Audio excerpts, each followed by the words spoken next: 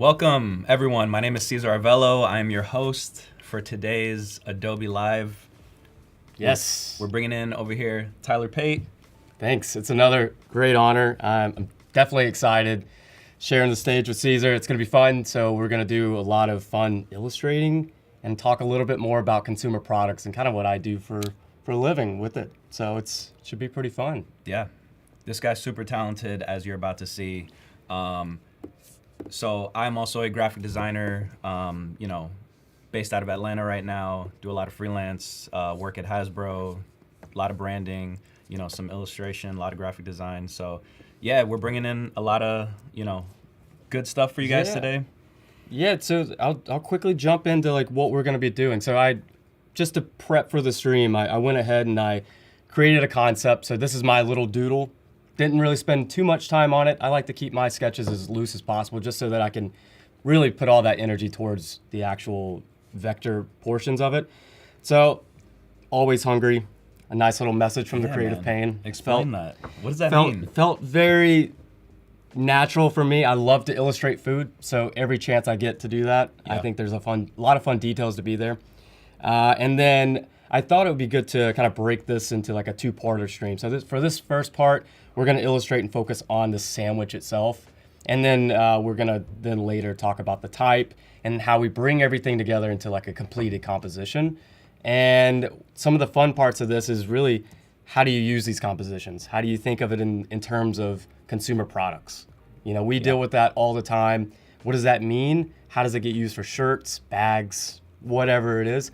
But we can really make these graphics at the beginning kind of design proof and get that system going. So diving in real quick, I'm gonna go ahead and show that I have everything on different layers here. I have my artwork, which is gonna be on the top layer. I have a little mood board I'll show you here in a second. And then I have my sketch layer. And I always like to dim the sketch layer a little bit, just so I don't get too distracted by it, but I can see what's going on. So that's my concept. Here's some mood boards that I pulled together. Nice. Couple different things. My friend Meg up here did this really cool illustration in type. I got inspired by that. I love just the simplicity of the colors. I like the blocks here. That was something that I was like, oh, that's a fun little thing. Looking at some of these other executions of layering, opacities and things like this holy cow down here at the bottom. And again, I got inspired by food, sandwiches. Yeah. It seems natural for me to tackle that. And then you can kind of see where that type and lettering's coming in. So you're going to be dealing with a lot of perspectives. I mean, you're an ambitious guy. Like that. Yeah, we'll that see. sketch is pretty detailed. So Yeah. I'm excited to see how this comes out, man. Okay, so I'm going to dive in first, creating this thing flat, and then I'm going to use the transformation tool to kind of bring it to life. So I'm going to start with this little loaf of bread here. And Okay, build the shapes. so what you're doing right here, you are basically creating the bread flat 2D, correct? Yeah, so I'll build the things that I know I'm going to bring into perspective later. Yeah. But before I take it into that perspective with the transformation tool, I got to make sure everything is kind of there. Gotcha. So I can then repeat those angles again and again. It just saves me a lot of time down the road. Got it. But just making this bread, keeping it very simple. See, there we go. We got that outline already. Crazy. I might even increase and distort it just a little bit, just to make it look a little more unique and fun. All right, so we got that. I'm going to. So when you're doing this, like you're really thinking in both perspectives. Like you're thinking in 2D and 3D. Yeah, that's the way I've kind of learned it, and I kind of try to keep it as editable as possible. So like not being destructive with my paths and layers and things like that, because there's gonna be some times where I'm having to go back and edit some things. But for me, that happens once I get into the angles. That's a good thing to learn. So if any of you are watching, especially like students, try not to keep your your files destructive, as far as like making sure that they're as editable as possible. That's something that I learned back in college. The professors were always like talking about that. Yeah. And when you're designing, it just, you're just kind of figuring it out. You're just doing it. Yeah. And, you know, you tend to just destroy or like erase things just to get to that final that final design, right? That final product. And then revisions come in. Right, and then revisions come in, and then you you're have like, to deal with that. So I honestly think, you know, keeping your layers like non-destructive or keeping your artwork non-destructive, like it comes with experience, it comes with time. Yeah. Because I know for me, it really wasn't until I was like later in my career where I was like, okay, I have a workflow that I can, you know, Yeah. that I can go back just in case, you know, there's any changes, right? And I think the cool thing of what Adobe's doing, a lot of these new tools that they're coming out with, they're kind of helping designers stay like almost like destructive proof in a way. Yeah. You know? I mean, well, what we have with the expansion Yeah, the features, expansion feature. so we can actually, if we, let's say we design this whole piece and we need to extend it by a little bit. Right. Maybe it's like a bleed margin or something like that. The tools now can kind of help us with that little bit of space that we normally wouldn't have. Yeah. So, yeah, appreciate Adobe for, you know, all these super helpful tools. It makes our lives easier. But yeah, we're living in a unique time right now where we're bringing in, you know, decades plus worth of experience here, but also working with these new tools. So hopefully, you know, you guys learned something new today. All right, so I have, where are we at? So I have built this in my couple shapes that I know I'm gonna need moving forward, such as like the circle is gonna be important, just a plain square is gonna be important, and then now I'm gonna just go ahead and start transforming it. Awesome. So I'm just gonna like, this is the transform tool. Right here. I always forget because I do the key command, so I always want to make sure everyone sees where that tool is. Because we appreciate it. What happens typically is it'll pop open a dialog box that gives you options. I'm not seeing it on my screen. I think it's hidden somewhere. The dialog box? There's usually a little indicator that shows you the different ways you can transform it, but luckily, maybe double click on it. Let's see. It's not bringing it out. Yeah, let me see what that's at. No. Should be fine, because luckily this is the only one I'm going to need. Okay. So I'm going to just go ahead and try to get my dimension of this top piece down. Okay. So you can see I'm kind of working it into a perspective that I feel represents my sketch, but also what feels natural. Nice. I'm just a little here, a little there, kind of thing. So you're really just eyeballing it. Like you're not doing any mathematical calculations here, right? And I mean there's some really good benefits to that, but for the style that I typically do, it's usually creating my own perspective. Right. So the angles you'll see from this first skew is going to just be repeated over and over. So there is a little bit of, I guess, math if you think about the repetition. Okay, but once you establish it once, that's it. Like that is your perspective for the whole piece. That's essentially my grid that I play with in my head. Interesting. Yeah. So just like how I have this, just to show this in shapes, I'm just gonna pick some colors just so we can tell the difference of everything. So we can see what we're working with. This is gonna be the actual crust. There's this will be the bread. Oh wow. See how that starts to come together? Crazy. And then send that back. Something like that. I was just about to ask you, what was that square piece? So that's gonna potentially be some of the other shapes that I use within those, because I've got a quadruple double stack deli spread here. I mean, we got some meats, we got some lettuce. Right. Those things are gonna have to be built down the road. So you basically had that is going to be the perspective. Wow. Okay. Yeah. Okay. So you just had that ready to go to be your ruler, your guide. That's cool. Yeah, that's realizing in previous exercises, like, man, I wish I would have had that simple shape that I destroyed. Yeah, dude. From the beginning. So there's looking good, man. It's looking good. Some strange things that I would normally change, but I think with time being a thing on this, I'm gonna just power through.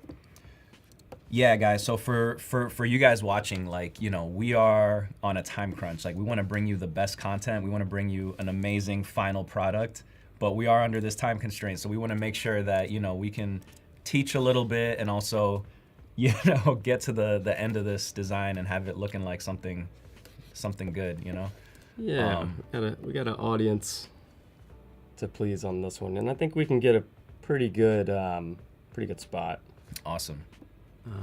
So like this character, you know, I'm looking at the features on this character, like the face, the eyes. Like, is this your signature style? This your signature brand? Like how did you even come up with this? Yeah, I get it. Yeah, it's I don't know if I wouldn't call it a signature for me. I think it's something I kind of go to or I gravitate to naturally, but this is kind of my play zone. I think I love to explore in this, and then putting a little face like that on there just kind of helps me just have fun. It's a reminder, have fun with this. You know, don't take these kind of projects too serious, because it's an exercise, and it's about learning and getting better with the tools. Right. So it's kind of where I think about it with those little features, but there is a little signature that I'll show at the end. Okay. Okay. We're excited to see that. I feel like the chat would probably know what's going to be coming with all the food items I illustrate. Yeah. But that's my signature.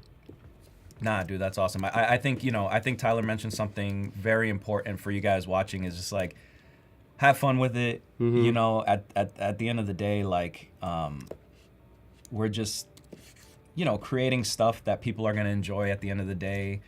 In the beginning, Tyler mentioned, you know, consumer products. I guess if we can get into consumer products, like a little bit more in detail, you know, you kind of gave us like a list, like a breakdown of like, what is consumer products? Yeah.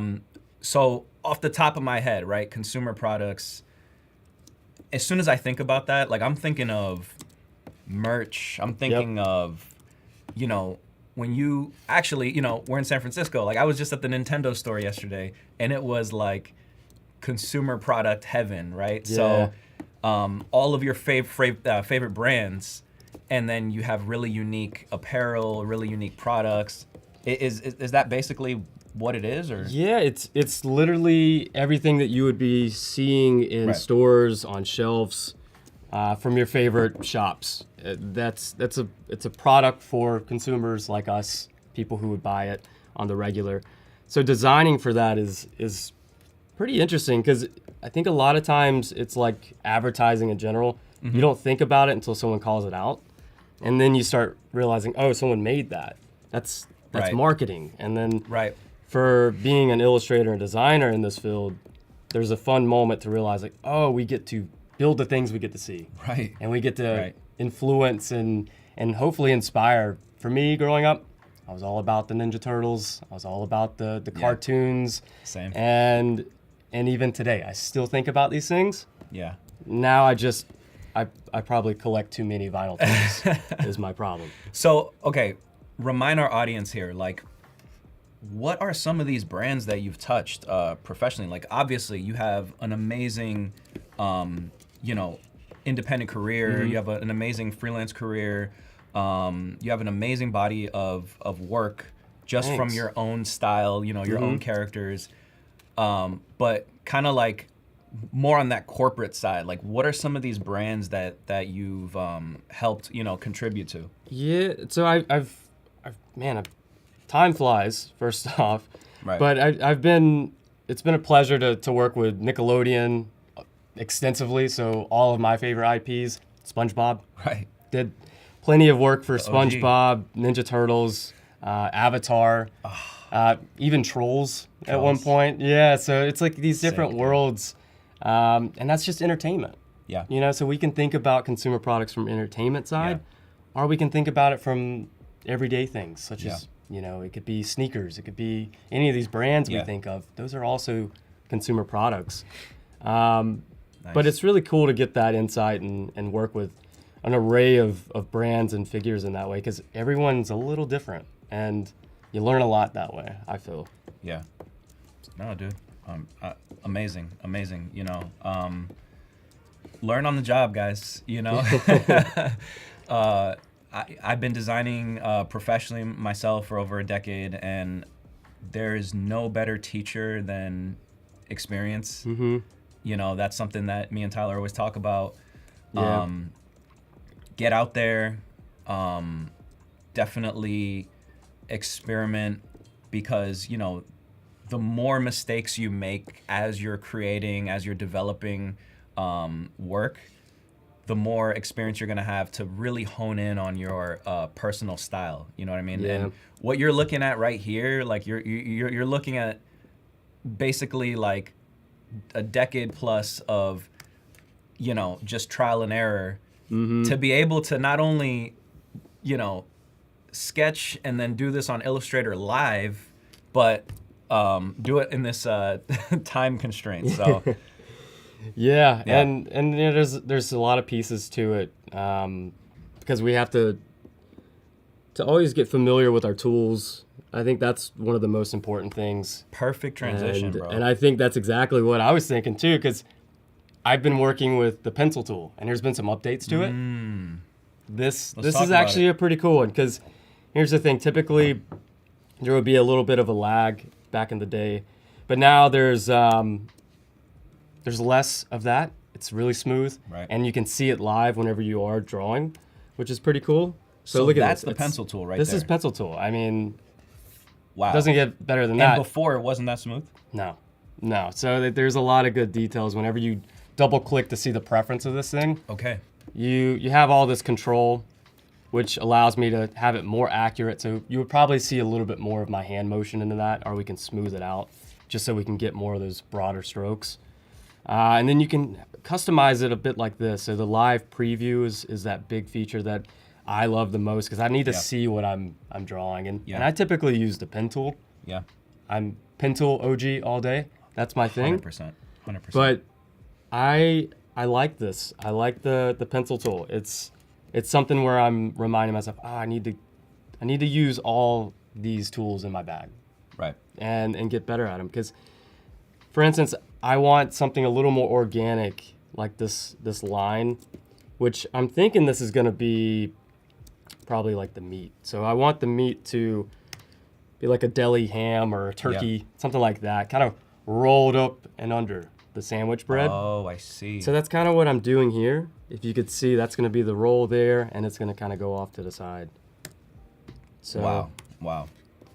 Yeah, man. There's just so much going on right now as you're building this, but you know, like the audience, like we're kind of seeing your formula here. So going back to tools, like so far at this point in your design, what tools have you used? It's been Transform. the shape tool first. That's Shape where I tool. got the squares, my ovals, basic Yep. parameters of what I'm going to work with. And then transformation tool was Yep. that big move. And then pen tool and the pencil tool, back and forth. Got it. Yeah. Man. So that's Yeah, that's and again, you know, those tools that Tyler just mentioned, it's like that is what streamlines his work. Because there are tons of different ways to get to that end result. I'm gonna Yeah. tell you right now, I use Illustrator and I don't really use any of those tools, you know. So it's just really great to learn, you know, and see it live from a pro's perspective of how they get to this final result. All right, I'm gonna jump into some of the what's going on here on chat. So let's start with Behance. Oh Yeah. man, we got a good audience over here so far. yeah. Let's hear what's All right. everyone thinking. Let's see. Dude, we got a lot of love in the chat, man. Heck yeah. That's great. Let's see what we can do. Breeding for success, breading. I think that was a play on word.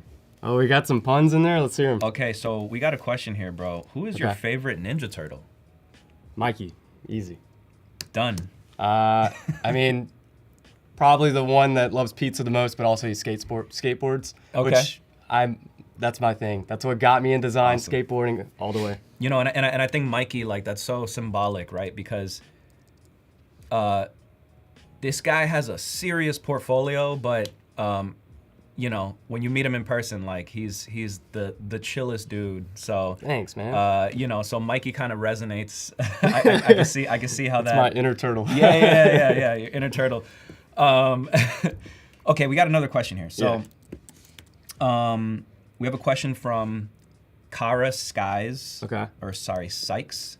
Do you usually work in 4-color CMYK print process for printed merch, or is it a super limited color palette? Well, when we were thinking at the top of this stream about Yeah. being consumer products, typically we're gonna have to think about those as being printed.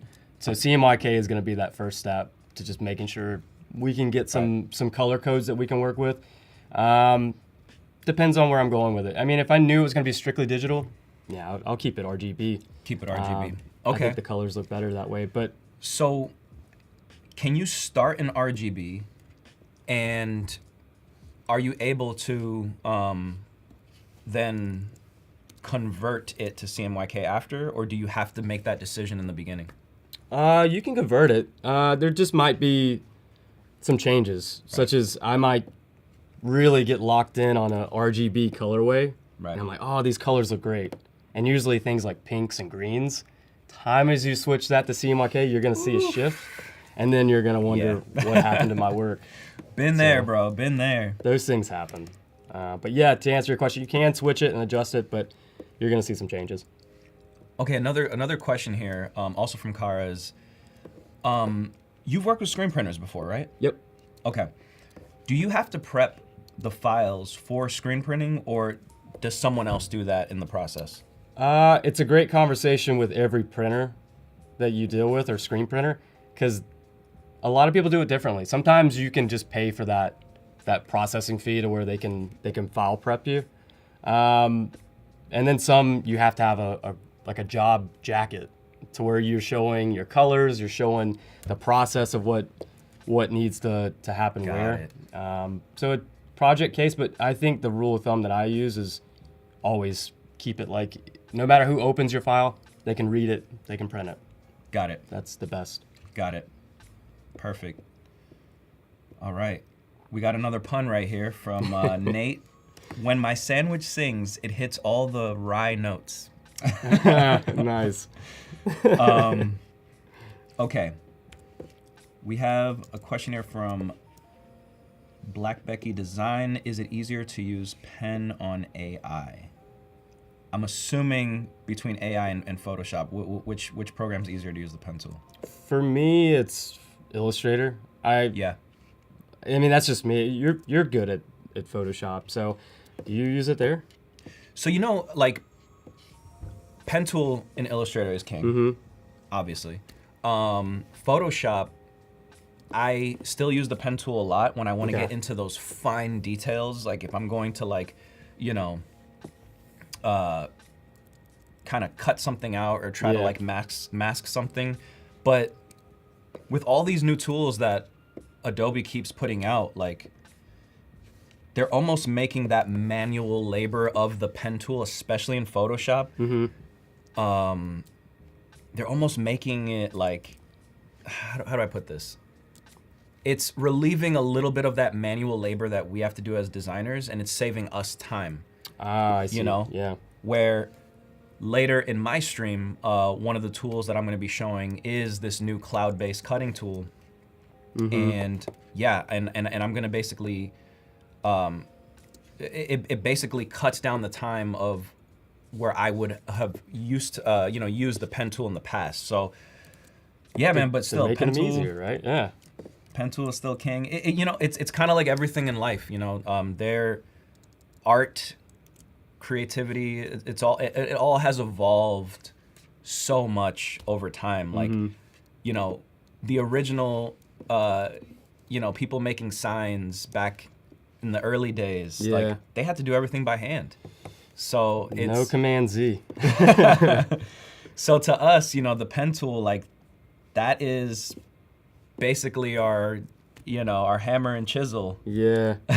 So that's exactly it. You know, we have to think about it differently now. Yeah, man. So Okay, let me jump into the chat over here on YouTube. Let's see if there's anything else. Oh man, we just got a lot of love. My sister's on the chat. Shout out to her. Nice.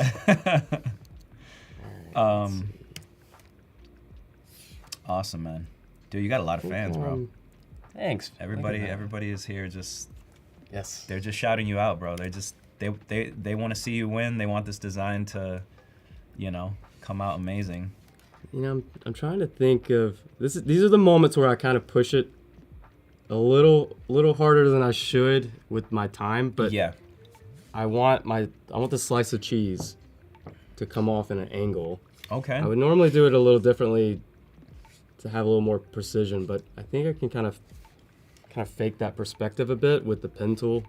Yeah. I actually did the pencil tool to draw this line, which shout out to the pencil tool again. Awesome, man. I mean, so speaking of time, like we're at the 9:27 mark, right? So almost halfway, man. You're almost halfway. The pressure is on. Yeah. But so far, like we have a really nice sandwich here developing. We've got one slice of bread and one piece of cheese coming in your way. Okay, let me see. A couple more questions over here. Here's a quick question for the chat if you want to ask. Okay. What's the proper way? Is there a proper way for stacking our ingredients? Do you go cheese top, then meat, then tomatoes? Is this a chat question? Do we have a proper way of doing this? Chat, how do you stack your sandwiches? Do you do double layers of bread? Yeah. Is this blasphemous what he's doing right here? Dude, I used to work at Burger King. Yeah. And they had a regimen. Like you had to put. These trade secrets you're giving us? You know what? I don't work there anymore. So, but basically, let me see. How are you?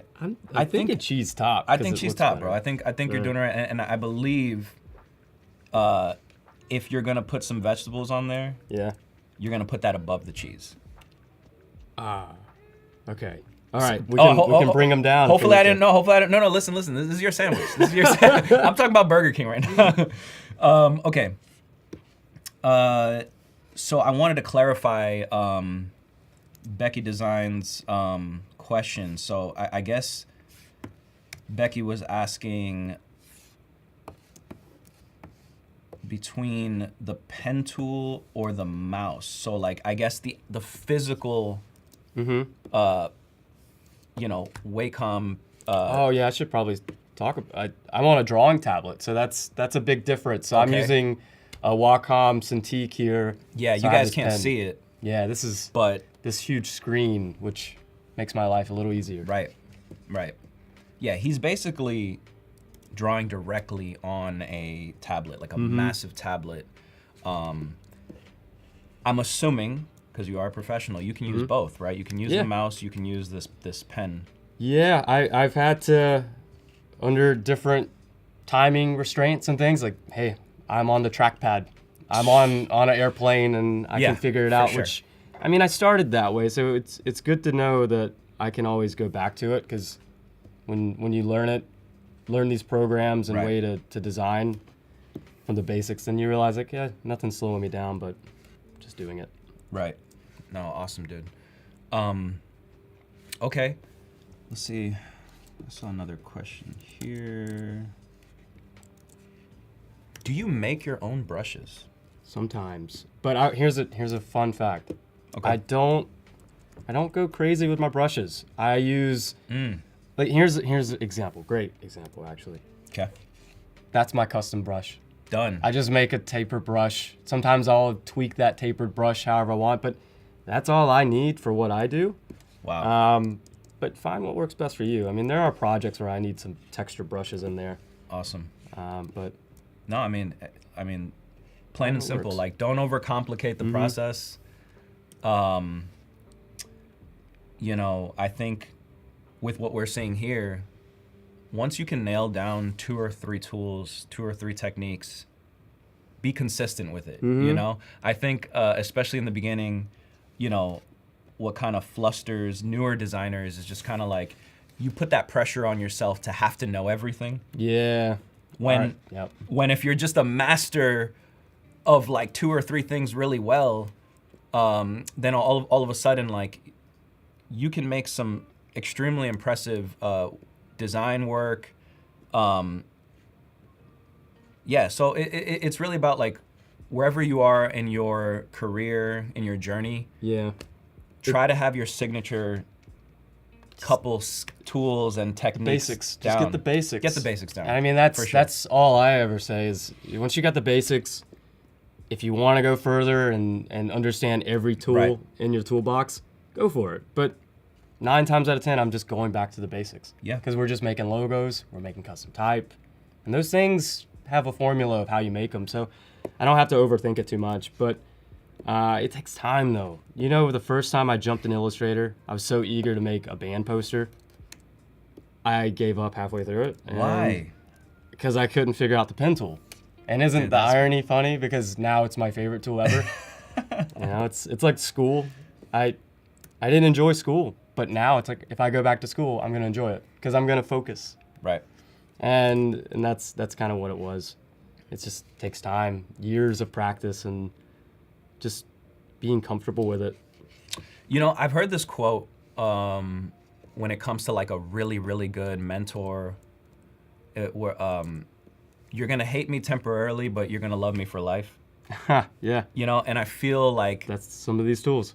that's the tool. Those are the tools. You know what I mean? Yeah. Where once it finally clicks, and you're just like, oh man, like, like, I understand why this tool is important. I understand why this lesson was important. Yeah. So, yeah, man, I think that's definitely some good life advice for some of these designers here. Yeah, and honestly, it's a reminder I have to constantly go through. It's like, oh, wait a minute. Why am I so frustrated with this tool, or why can't I just get this one thing to look the way I want? And I had to take a step back, maybe start on another piece of that component or design or logo. Maybe Yeah. I'll just start working on the icon then, Yeah. or something else, just to take a break. And then once I get that rhythm back, and I'll jump back to that original thing I was having a hard time with, and it'll usually work itself out. So you pivot, but you don't give up. Yeah, and taking That's up it. breaks if you have it. I mean, it's easier said than done. And look, I think we all work under deadlines, and clients expect you to deliver. If you have a job, your boss expects you to Yeah. deliver, and Yeah. you can't just not show up. Always show up, but sometimes it's 100%. spinning that and pivoting of like, oh well, here's what I've been working on there, but I did this other thing Yeah. with my time. No, dude. Great. We have a little comment here from Ernesto. Ernesto. Ernesto said, I remember being overwhelmed by all of the vector points. Yeah. And then I went to Photoshop. Ha ha ha. So I guess that's a good, that kind of segues to, like, a good Illustrator question for you. Is, I see right now you're creating vector points at the moment. Is Yeah. your goal when you are making these shapes to keep the vector points as minimal as possible? Absolutely. Okay. Absolutely. And that's part of a good transition. Part of the fact that I like to build a shape, and I'll do a Command Z so I can get the original. Yeah. So because whenever you start clipping into shapes with Pathfinder, you're creating duplicates of those same points. So the fewer points you have, the faster the program, the smaller file size, the easier transition of handing things off. Right. All of it comes down to efficiency. Wow. And easily can talk about that. Screen printers, working for consumer products, working with clients, you want a easy file to access. Yeah, that's very true. And from an Illustrator perspective, the cleaner you can keep your files, the less enemies you're gonna make. Especially when you're transferring this stuff to, like you said, screen printers, even other designers, Yeah. right? Yeah. Who use your work. And I'm also very mindful of that. you know, I work in Photoshop a lot, so I try my best, especially towards the end, you know, where I'm kind of wrapping up my files. I try to organize them. You guys are not going to see any of that organizational skills on my stream because we don't have time for all that. But you definitely want to organize your layers. You want to name your layers. Yeah, I'm not doing that either. It's okay. We're not doing that now, but this is a good lesson for, you know, final work, right? Yeah, keep your points, you know, your lines clean, keep your layers organized, and continuously getting into the habit of that is going to make you everybody's favorite designer to work with. So yeah, if you really like will. being liked, be organized. Well, it's just efficient. You know, I think one of the key things that I jump back to with being a creative or a designer, especially in the industry, you have to be efficient. And that's everything down to what we were talking about with files, to understanding the right tools to use, Right. understanding how to just make deadlines happen. I mean, it's just efficiency. That's all it ever comes down to. Right. Dude, I'm seeing an interesting technique right here. We got a tomato on the screen. Yeah, so this is a little reference image. Back to those mood boards, I'm pulling references in that same process, just thinking, oh, I'm gonna need a tomato. What kind of tomato? Use stock if you're gonna illustrate it yourself. Figure out the angles, and then you have Right. a clean reference. Right. The tomatoes are kind of odd to illustrate. I've done these in the past. Yeah. It's a little bit tricky, and we might have to. No, I mean, Winged it. I'm thinking about it right now. Like, what does a simple tomato look like? You know, like I can't even. There's no I- simple tomato. Like that. Yeah, dude. Like it almost like I'm really. It's almost like when you look at a word too long, you're like, why is it spelled like that? Yeah. You ever been there? Yep. All the time. Oh man. So I am thinking about this in terms of negative space. I'm kind of going. I feel like I'm going into space mentally because I'm thinking layers, and I'm thinking what's negative, what's positive in this shape, and I'm trying to visualize that while I'm building it live. But I've got an idea here. So Okay. and you know what? Here's something I can stop overthinking about. Let me just draw these. Hang on. Cause You're seeing it here live, folks. This is I the pivot. can easily get this with just a pencil tool. Look at this. Oh, look at that. Boom. That's why the pencil tool's here. Look at that, guys. Boom. Just drawing, having fun. That's it. That's it. All right, so we got a question from our boy Tom Laro. Nice. He asks, well, for me, what is my go-to bodega sandwich? And then once I answer that, you know, Okay. we'll see. We'll let you think about yours right now. Man, favorite bodega sandwich. Honestly, like I like to keep mine simple, you know. I'm a turkey guy, you know. I like a little bit of spice, so if we can put some like pepper jack on there. Okay. You know, and bread wise, like I've just been into like sourdough a lot, you know. Okay. Yeah, man. As long as it has a little kick, a little spice, we're good to go. What about you? Nice. I feel like there's this one bodega place in Los Angeles that I go to. It's actually called Bodega Park. There's a shout out. It's a great spot. But they have a turkey avocado sandwich, and it's on like French bread, Dude, that sounds awesome. and it's so good. That sounds awesome. But low key, if you can find it, a meatball sub. Oh wow. Just a meatball sub. If it's the right time of year, it hits. Wow, dude. I haven't had a meatball sub. I'm gonna be I'm a honest with fan, you, in man. like at least 6-7 years. Whoa. I might no seriously, like it's been so Really? yeah, dude, it's been a long time. So I'm definitely gonna have to get on one of those. It's a preference. You know, not everyone's into them, but I like them. Look at this Wow, look at that, guys. little tomato action. That's a green tomato. Yeah, we'll have to change the color. Hang on. There we go. That's it. It looks and I'll good, do man. copy, paste in place. I'll do divide that, send it back. That's my darker piece. Wow. And then this will be our lighter piece. Almost effortless there, man.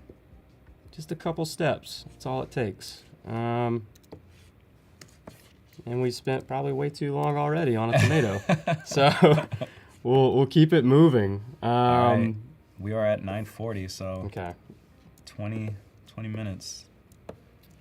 So now that I have this, I might have to get back to my... I do have a question here. Yeah. Are you gonna make the ham slimy?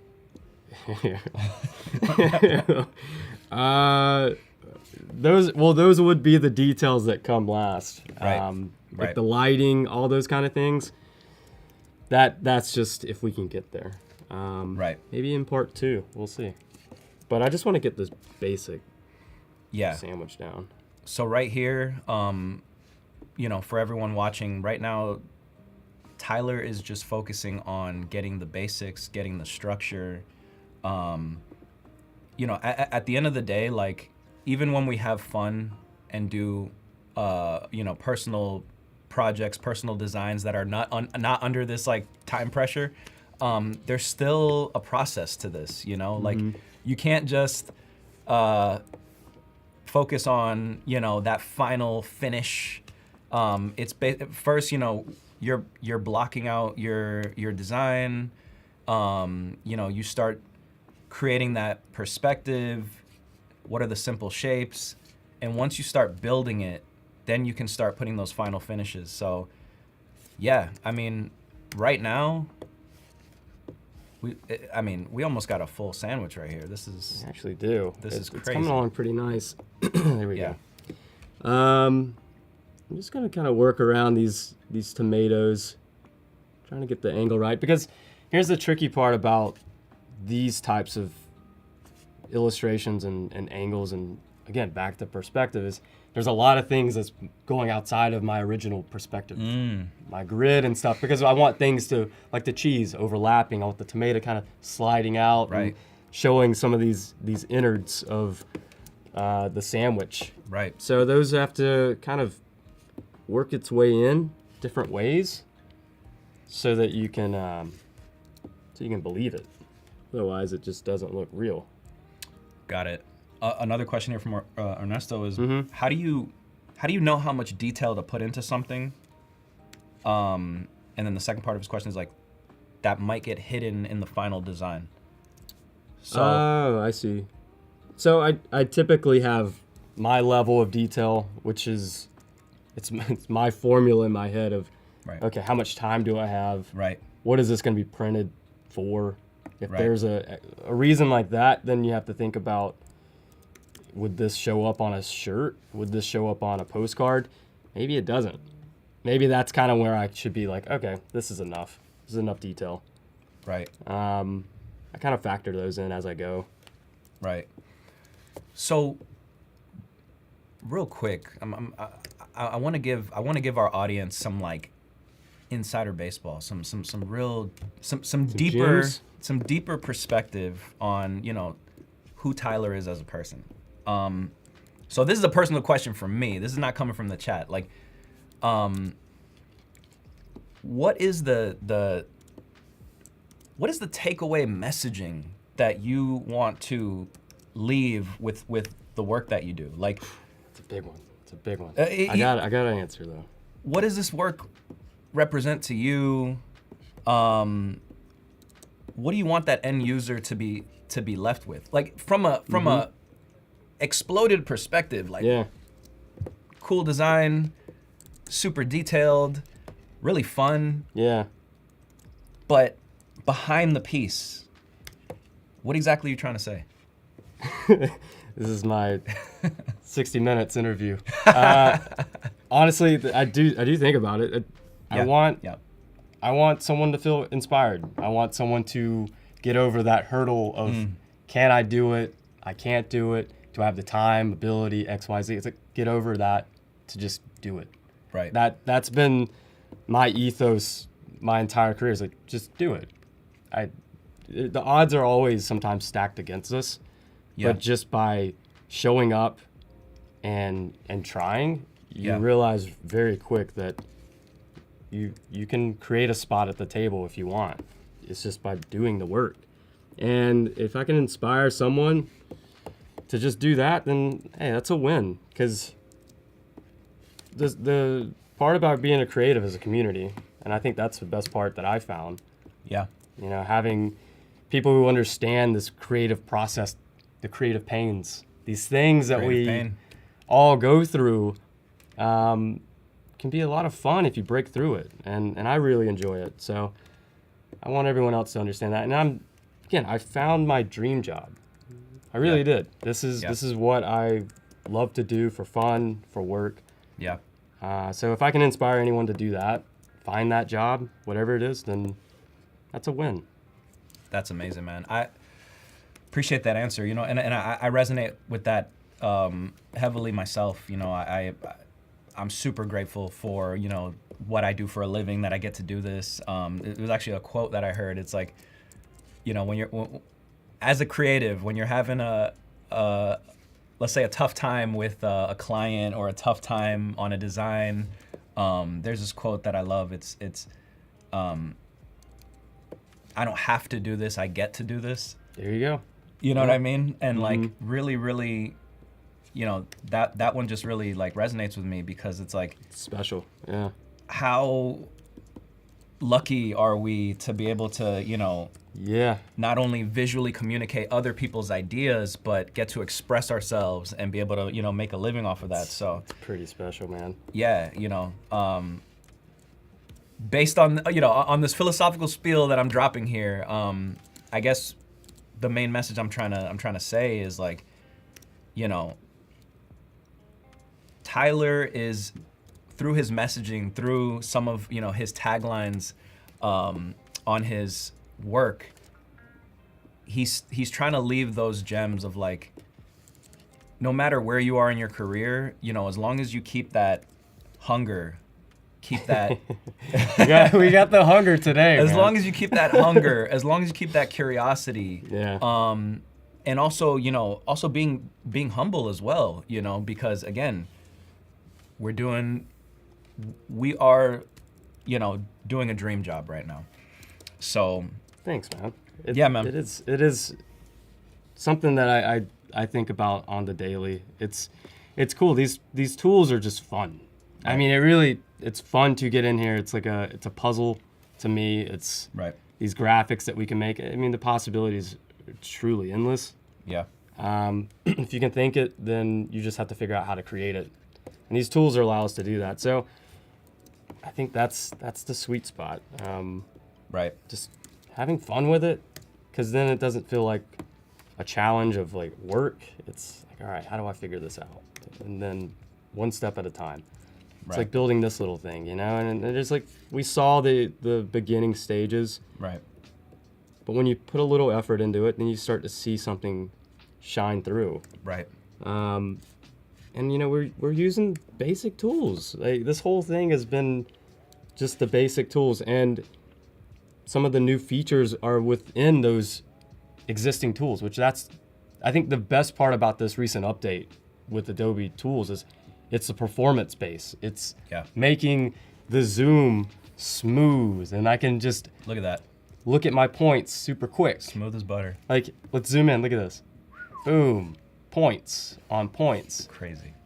That's the stuff that I love to see. And I think that's them listening, you know? It's good. It's good to hear that these programs can get better and keep evolving, because you know, they've been around. These tools have been around, and I enjoy them. You know, I think another thing that is honestly like a blessing in what we do is what you just did right there. For anybody who doesn't know, if you hit Command Y, right? Yep, Command Y. You can see all of your vector lines.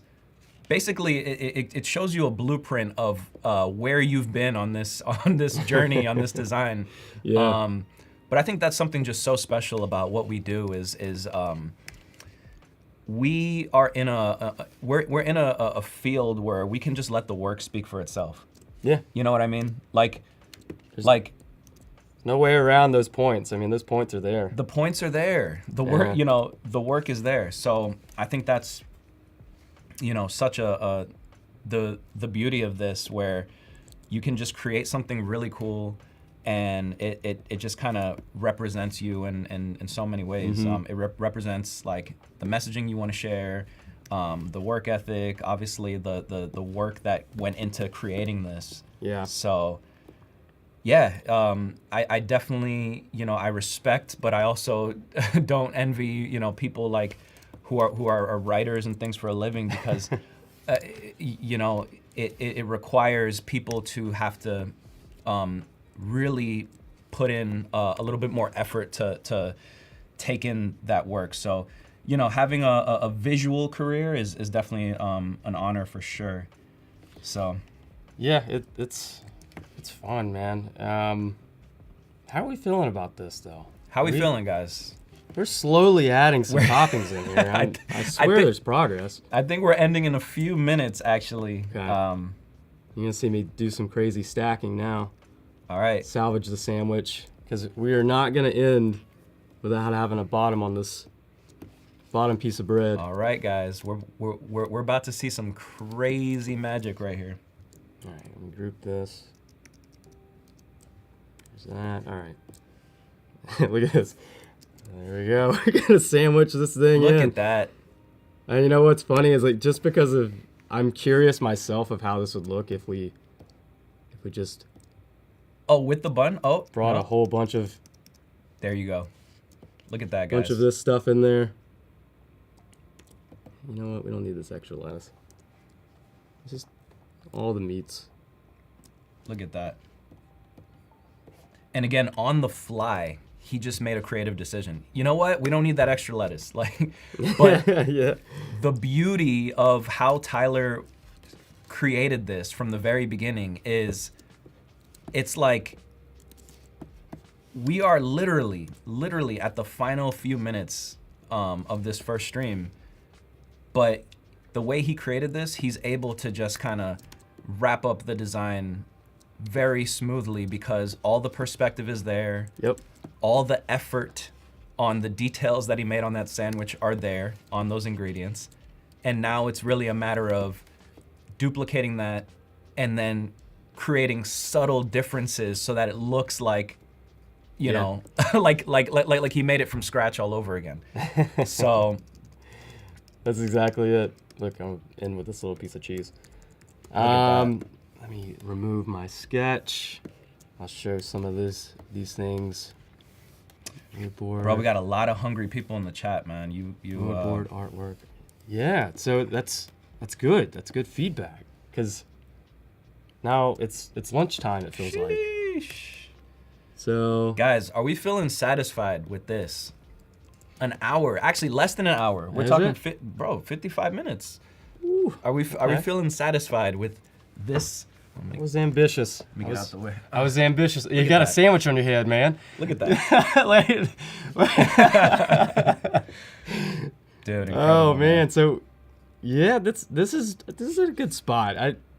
So imagine just taking a little more effort, a little more time. We get our lighting, get more depth in there. That's just more time. But that's our sandwich, man. It's part 1. We have a part 2 coming later. But this has been fun. Thanks, man. Killed We it. did it. We did it. All right.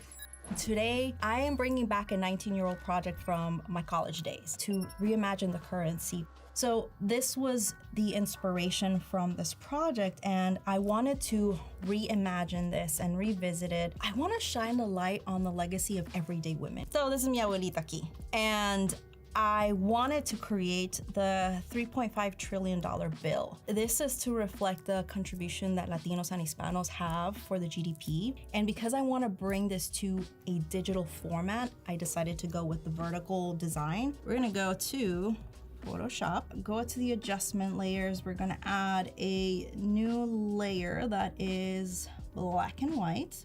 And we're gonna select both of these and we're gonna make them a smart object. Then we are going to create a new layer. We want to fill this layer.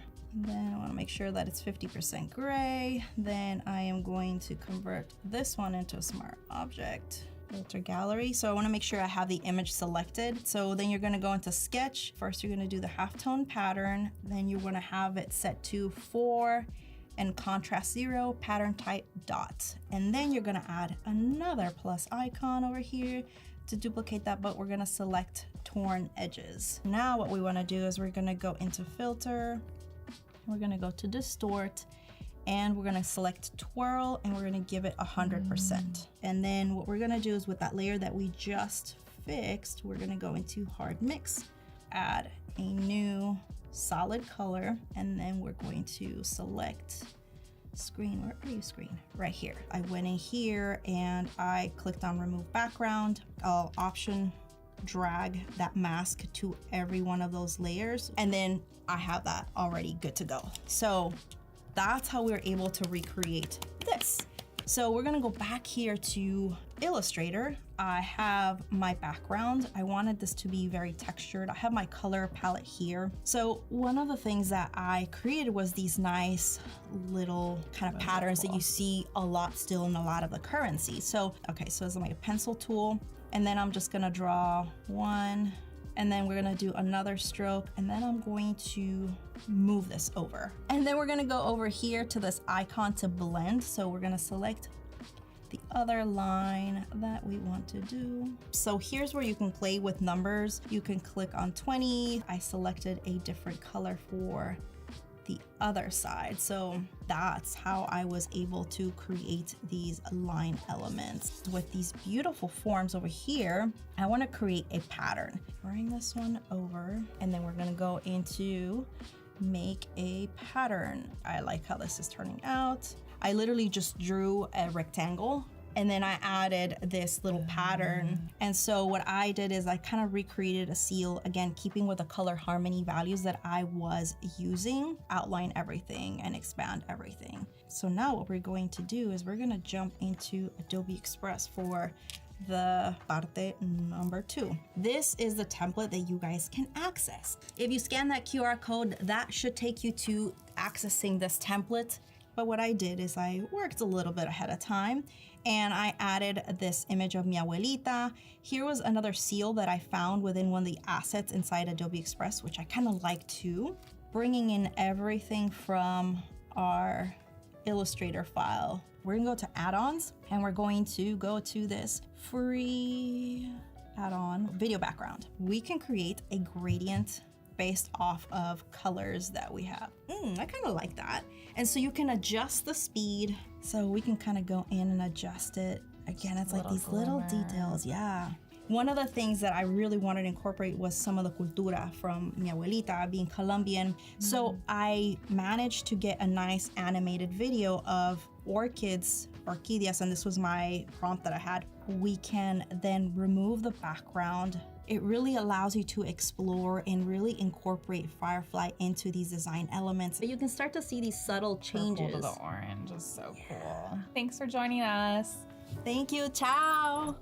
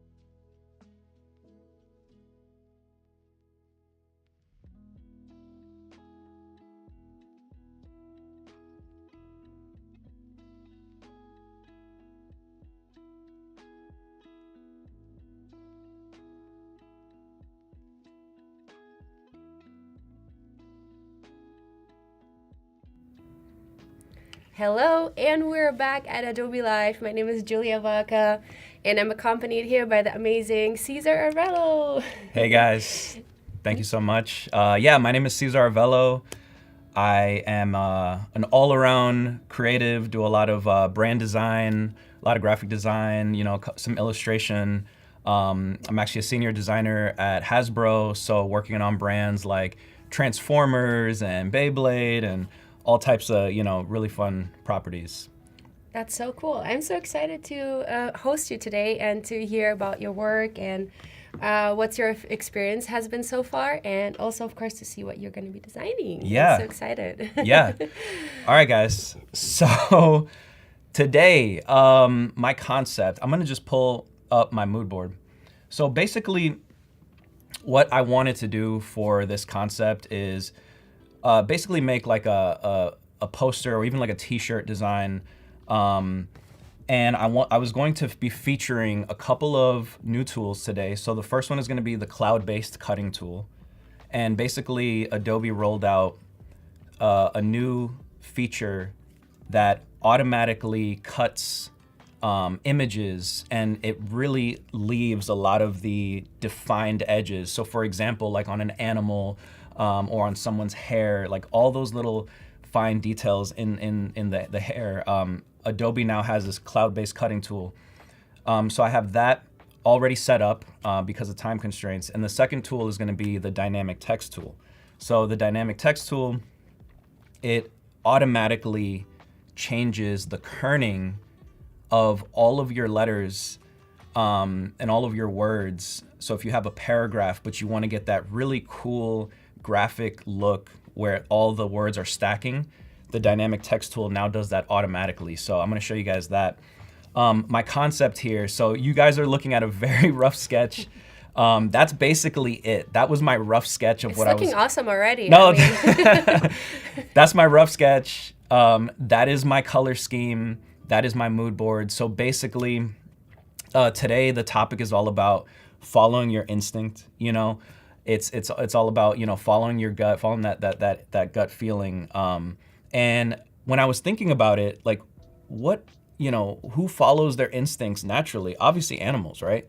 So this concept, I really had in mind a lot of those like woodland kind of animals. When you think of those types of like apex predators, kind of like bears and wolves and things like that. So I'm gonna basically be coming up with a composition, and hopefully, we can make this look great. All right, cool. Okay. Awesome, I'm so excited. And welcome everybody in the chat. Let us know where you all are tuning in from. We see Cody here. Hi, good to see you. Robert is here, and Kara, hi. So many colleagues from previous Adobe Live sessions. I've been hosting a lot in the past, and then I took a little break, but now I'm going to be on at times when time allows, so super excited. Yeah. So basically, right now, I am going to establish, this canvas. It's 14 by 16 at 300 DPI. When you're thinking of like a t-shirt design, it's going to be around that size. So I'm going to keep it on that size. I brought in my color scheme. We're going to try to keep this real simple, just 3 colors. So this color I'm going to be using for my background. Quick question before you start. So do you usually go off the t-shirt that you want to be designing, like looking at the color of the t-shirt itself? That's a good question. Yeah, that's definitely something that I'll do, right? Like, it's actually it could start with like a pair of sneakers, right? If I have a pair of sneakers and the main color of the sneaker is this, then I'll start designing the rest of the design per the complementary colors of the That's smart. of the shoe. Creating a match right away. Okay, guys, so I'm just gonna get into this. So to start, we're gonna type in the word instinct. Okay, make this nice and big. Okay. Cool. I love the typography. Thank you. So I did pre-choose this type. I wanted something that was going to be really dynamic, really bold, just like something that when you see it, it just really ties in the design really well. So follow your, I'm not using the dynamic text tool yet, but I will show you guys that in a bit. All right, so to start, we're just gonna really expand the kerning here. This is something that I like to do because I want you to focus on the word instinct. So Creating some white space. Yeah, so Bring it in the background. So I just want this to feel like you still want it to read, follow your, but you want the word instinct to really pop. So I'm just gonna line it up as best as I can. So pro tip, if you guys wanna line things up really well, Command R, and you're gonna be able to get these guidelines in there, make sure that things line up really well. Yeah. Boom. So look at that, first try, we already lined it up. All right. Very cool. Okay, I'm gonna jump into some folders here. So thank you to Adobe Stock. I was able to find some animals that I wanna use. Well, before that, let's make a circle right here. So I'm gonna create a holding shape where these animals are basically going to be living. We're gonna keep it real simple right now. We're just gonna keep it that orange. Okay. If we wanna get really technical, we can get the middle of the artboard. So let's just find that middle point right about there. Great, awesome. Our circle's right in the middle. All right, so you can see how we're starting to establish the design already, the base.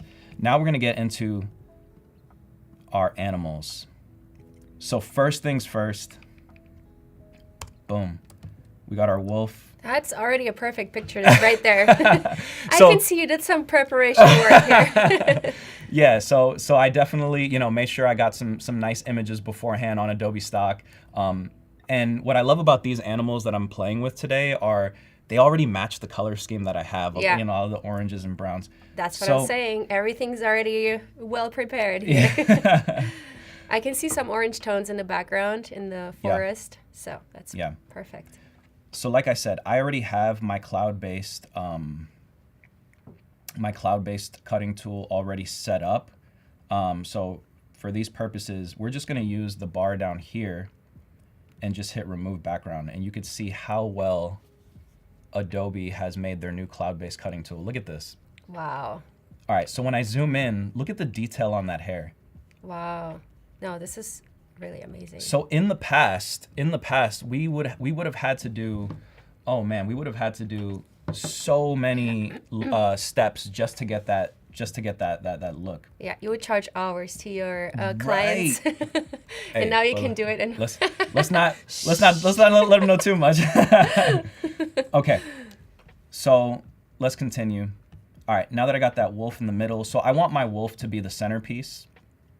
I definitely want him to take up most of the real estate. I'm gonna go back into my layers. I'm going to create, so we already have a mask tool from the cloud-based cutting tool. Okay, I'm gonna select the circle. This is gonna be a little messy, but I'm just going to reverse my selection and I'm going to just mask out that wolf, right? All right, so right now the goal is to just start getting the basics here, so we can get a nice t-shirt design. So we got the wolf, okay. Next. right, Kara is saying it's awesome to have these tools to quickly do, tedious work, so you have more time to do the concepting. Right. Yeah. Next, we're gonna get this owl in here. So I really loved this owl image. Obviously the eyes are already orange, which matches. So boom, cloud-based cutting tool. We're gonna wait for that to do its thing. Wow. Awesome. So look at that, guys. I'm only 10 minutes into my design, and already it's already starting to come together. Okay, so one thing that I want to do to really make this more dynamic, I kind of want the owls to to just kind of overlap on the words, where it's still legible. Yeah. And that's where the cutting tool comes in so handy, because those parts will be very in focus. Right. Because you're overlaying the letters. This is where, the person might look a little bit Right. closer Right. into the detail, especially when it comes to print afterwards. Exactly. We want this to look clean and crisp, for example, on a t-shirt. So we want to make sure that all of this is high res. All these images, again, provided by Adobe stock, these were all high res, 300 DPI, so we're not going to have any issue. So yeah, you could see the tool working perfectly there. Okay, next, animal. Nick is saying, make it pop. Appreciate you, Nick. Okay, so this is a mountain lion. Again, another animal that is known for having amazing instincts. We're gonna remove that. And see, what's really amazing about this new cloud-based cutting tool is it just understands where the animal's like limbs are ending, where the more traditional cutting tools, if you were to do something a little bit more automatic like that, it wouldn't really register the rock from the animal. So that's kind of the beauty of this new tool. All right. So right now, we just want to make sure that we just get a base composition. I'm not really going to focus on realistic perspectives of like, hey, how big is this animal in real life? We just kind of want to tuck it in there. Again, maybe hide some of those limbs down there that weren't cut so great. We're going to tuck in just a little bit. All right, and now, same technique. I'm going to inverse the selection, go into the mask, and I'm going to just smooth that out.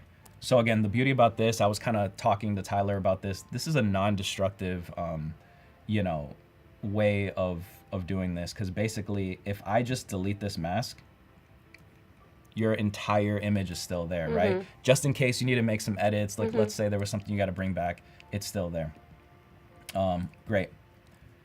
And I'm just going to move. Just want to kind of get rid of a little bit of that orange there. Sorry, let me do this again. Let's bring in the mountain lion a little bit. This is pixel work here.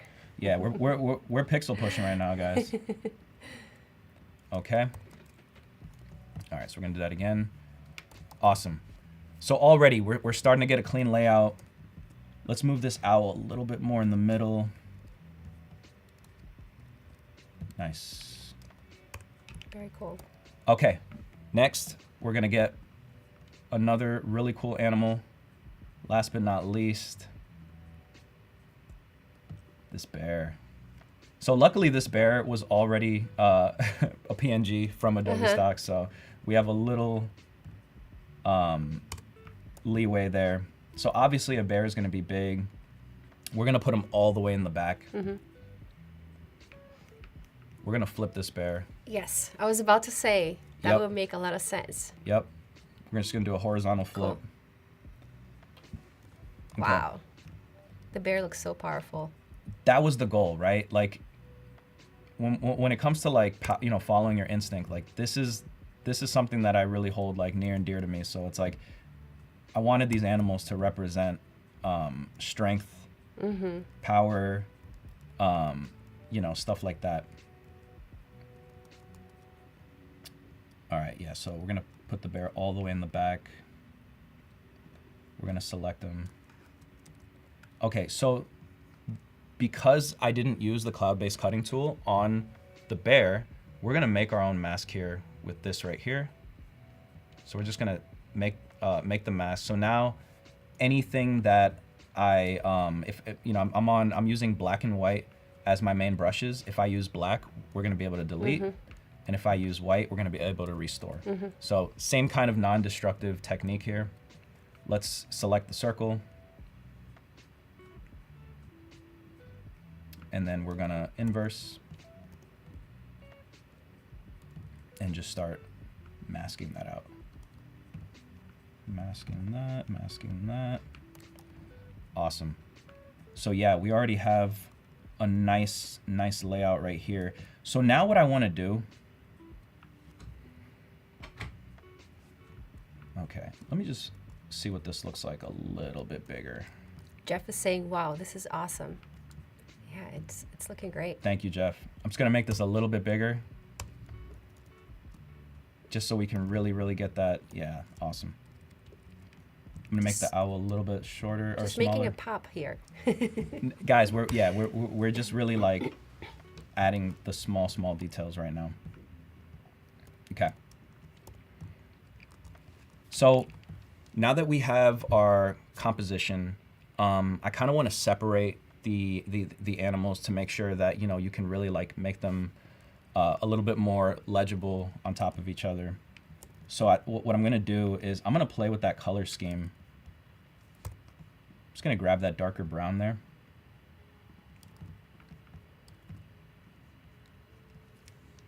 And I'm just going to create a new layer. And I'm just going to do some very minimal brushing. That way we can separate the bear from the wolf. Create a little depth. It's going to create a little distinguishment. depth. Exactly. Exactly. We're gonna do some separation there. All right, same thing. We're gonna go on that wolf layer, make a new layer. We're gonna mask it. We're gonna mask the new layer to the existing layer, which is the wolf. And again, just creating this depth. Just creating that depth. It's you know, this is just real subtle. And if we want to get a little bit of that texture back, one technique that I love to use, we're going to double click on that brush that I just made. And right here where it says underlying layer, we're going to hold Option if you have a Mac. Hold on one second. That's a little too much. We're just going to hold Option and just slightly bring this back just a little bit. You see how it starts bringing back some of that detail? Yes. So we're just going to hold Option, bring it down a little bit. Same thing with the bear. Hold Option, we're going to bring it down a little bit. Very cool. Again, and just those little details, like it just really makes all the difference, where you can still see some of that, you know, that texture. Right. Texture is so important. Nicole is asking, why is it called cloud-based cutting tool? Does it store this info in the cloud? Are clouds hard to cut, or are clouds hard to cut out? So Adobe is just saying that the cutting tool is good. No, so to my knowledge, the reason why it's called cloud-based cutting tool is because I believe it's using a little bit more reasoning when it's cutting out these elements. So basically, before, the program itself would just try to do its best to understand what's on the canvas, and it'll start cutting out what it thinks needs to be cut out. The cloud-based cutting tool, which is new, the beauty about it is it has a little bit more awareness. I'm assuming it's using a little bit of AI there, where it understands like, okay, this is the edge of an animal's body. You know, or like a bicycle, for example, you're going to cut out the spokes of a bike, and the cloud-based cutting tool is going to be the best option for that, because it's going to understand these are the spokes. Yeah. Where does the object end? Where does another object begin? Distinguish those lines to best assist. Right. Yeah. So yeah, like I said, we're just doing some little details here. Hi, Patrick. Saying hi to us. Hey guys, thank you for joining. Okay, so already we have a pretty good layout here. One thing that I want to do to like make them pop even more is this is a technique that I like to use for a lot of the work that I do for my job. You know, when I'm working on key art and situational art and things like that, I like to make a lot of what's the word I'm looking for? Sorry. When I'm making key art and situational art for a lot of these clients and for my job, the goal is to really make these characters pop. So one thing that I do, one technique that I love to do is I'm gonna make a new layer. I'm sure also you explore compositions and different variations for clients, right? Right. Some might come in and say, hey, why don't we put the bear in the front, or Right. So I'm gonna make I selected the wolf. I'm gonna make a new layer there. I'm going to take this fill down all the way to 0. Let's make sure I have my color selected. So on this same layer that I took my fill down to 0, I'm now going to put a layer style on it. Inner glow.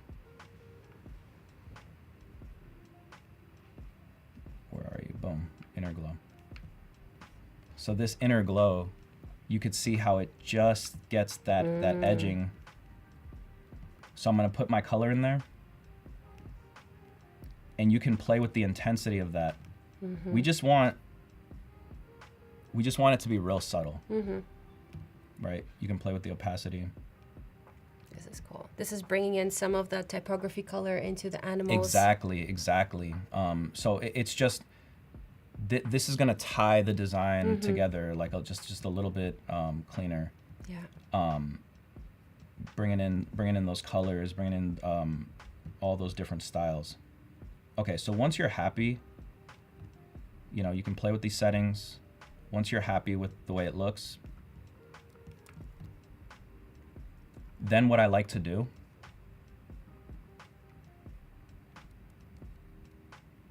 we're going to use that same technique where we play with the underlying layer. So we're gonna double click on that,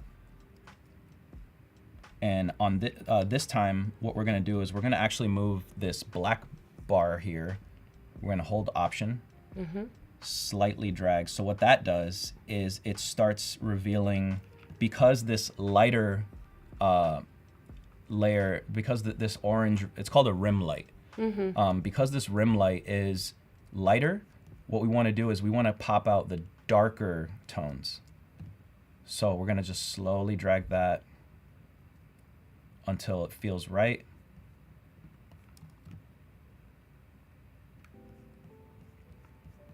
And then once that feels right, then what I like to do is I like to toggle through these layer styles.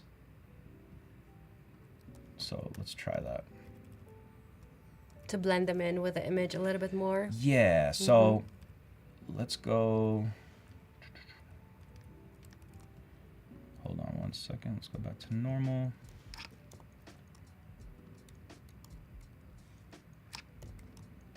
All right. Let me.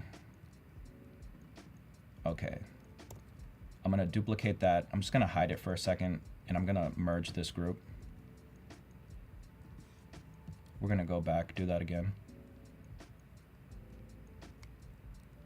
Don Don Production is saying that's so cool. Thank you. It is looking amazing. Thank you. Thank you. Sorry, let's do that again. Let's remove that. Okay, boom. We're going to flatten this.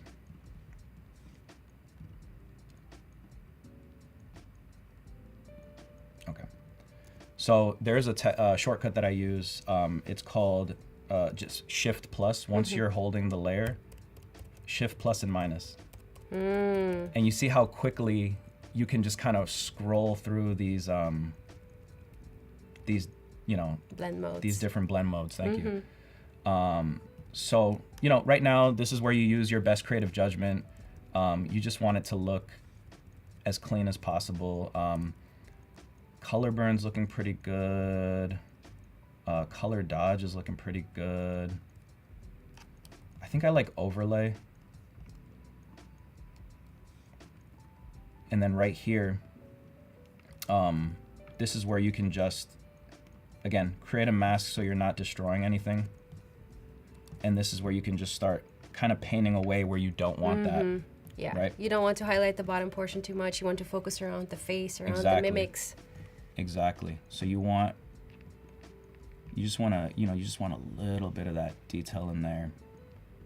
You can erase some of this in the ear. Okay. So yeah, that same technique, I'm just gonna repeat that real quick. Mm-hmm. Boom.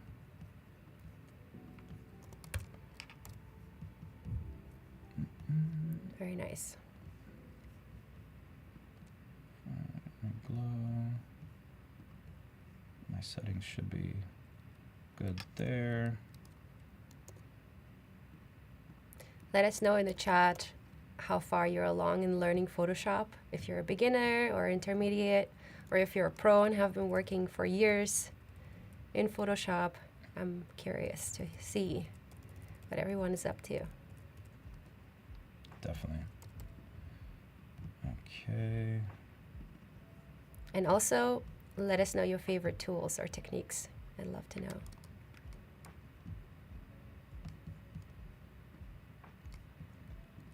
Okay, so for the sake of time, I might start destroying some of these layers. But we'll see. Okay. Boom. Just going to clean this up a little bit.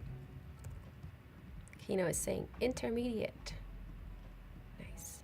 And also saying that Kino likes your work. Oh, thank you. All right. So we're just going to start erasing here a little bit. So this mountain line, it is a lot lighter than a lot of the other animals. So I'm just going to use the burn tool just to kind of, you know, bring in just so it can match a little bit, match the vibe. Yeah, exactly. It's a beautiful big cat, but we still want it to look a little bit more edgy. Yeah. So again, I'm just using my best judgment here. Obviously, we're going to go a little bit darker where it overlaps with the wolf. Mm-hmm. Very, very, very small touches here. All right. Let's continue. We're now going to do that same technique with the bear. Nice. Jeff is saying, I feel like a beginner every day, and I have been doing this for years. I feel like a beginner right now, although I know some of the mostly I work in Illustrator, but I know some Photoshop, and still some techniques and tool combinations, you know, other people's workflows are new, and that's where you start feeling like a beginner, and you're, oh, okay, cool, I did not even know this existed. Right. So, Clever is saying 20 plus years amateur selection tools is the favorite. Cool. Yeah. Yeah, you never stop learning. That color dog. Especially all the new tools that are coming out, constantly new technologies. I mean, yeah, you can always learn something new.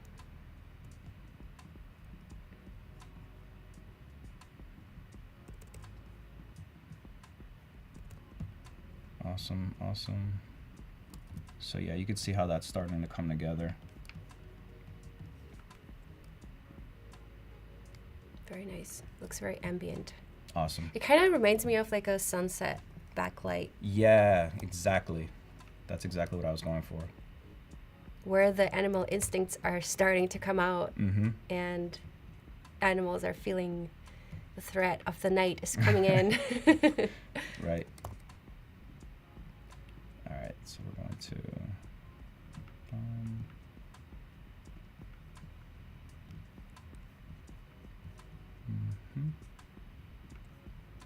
So again, I'm just repeating. Because the owl is a little bit smaller, we're going to just reduce that size. Great. Jeff's saying my favorite feature is the smart filters. Those are really cool. Yeah. No, I mean, like I was talking about in our last stream, like these tools are just, it's just helping make this workflow a lot smoother. Which is, you know, it just helps us out as designers to be able to get to that final product as best as we can. And as fast. As fast as we can. As you can. Especially right now. Yeah, nobody wants to spend hours refining edges of a selection. right?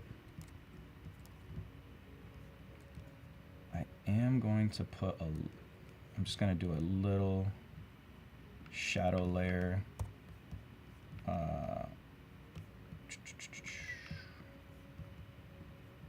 Under the owl.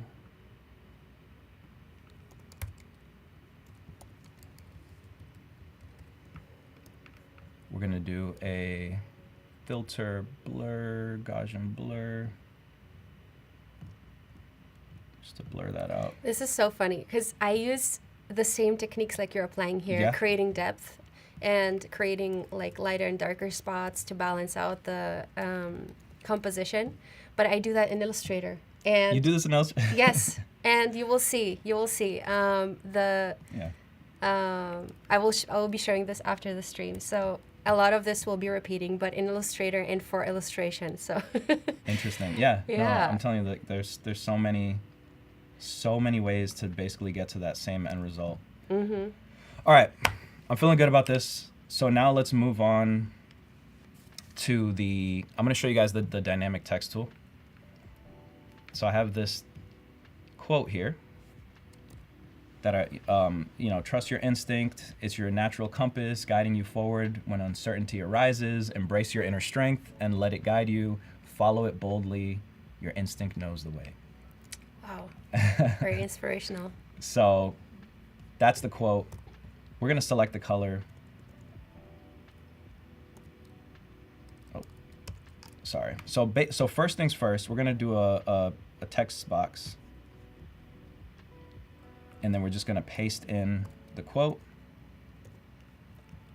Let me make sure that we get this quote a little smaller. Okay, so check this out. We have our quote, and we have this new tool, right? It's called the dynamic text tool. So once you update your program at the very top, you're going to see this T with the lightning bolt. You're going to select this. As soon as you hit the lightning bolt, watch this. Whoa. So this is the dynamic text tool. And Nice. basically what this does is it automatically changes the kerning based on the size of your text box. So this is a cool way, like, again, if you're in a time crunch and you want to get your typography to just, look really creative, because before we had to do all of this manually. Yes. We had to, copy, duplicate the line, and it would take a while. So yeah, this dynamic text tool, it's very, very handy, especially, in an instance like this. Yeah, especially when you have this layout where Right. you have these like lines that you can Right. connect to the top Right. section. That's awesome. This is really cool. Oh, thank you. I love it. Okay. So again, I'm thinking about this as like a t-shirt design, something that I would wear. So, this is basically like this is going to be almost like the embellishment on the design. Like the main focus is still going to be these animals. It's still going to be this big word instinct. All right. So now that I have this, I'm going to just start kind of dressing up this layout a little bit more.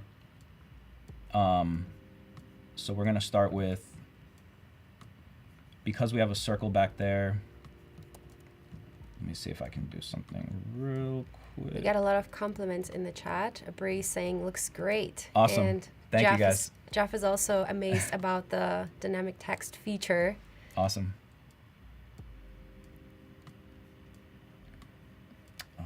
Very Alright. cool. I'm gonna have to try it out. Yeah. I actually love making like custom designs for like t-shirt print, and I'm gonna have to try it out. I think it would also be looking really cool if you put it on like a full-blown layout in the back. Yeah. And like some really cool typography and Exactly. a nice quote that relates to you Exactly. or is themed to anything. It's also probably a really cool gift. Make something Exactly. custom like that. And it only takes like a minute. Literally copy paste the text, select the font, and bam. That's it. All right. now I am going to jump into Illustrator. So My home. yeah. So I'm just, again, I'm because of the time constraints, like right now the goal is to just create some simple shapes so that we can kind of embellish this this design a little bit more in Photoshop. So, you know, one thing I'm gonna add here, I kind of want to do this like moon phase. We're gonna use the same color scheme that we have. What I like to do, just repeat this.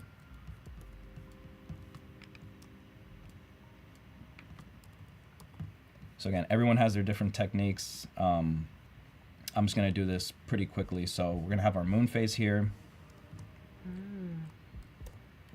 And the goal is just to, you know, let's just make a quick phase of the moon. I like to use Pathfinder just to quickly. Yeah.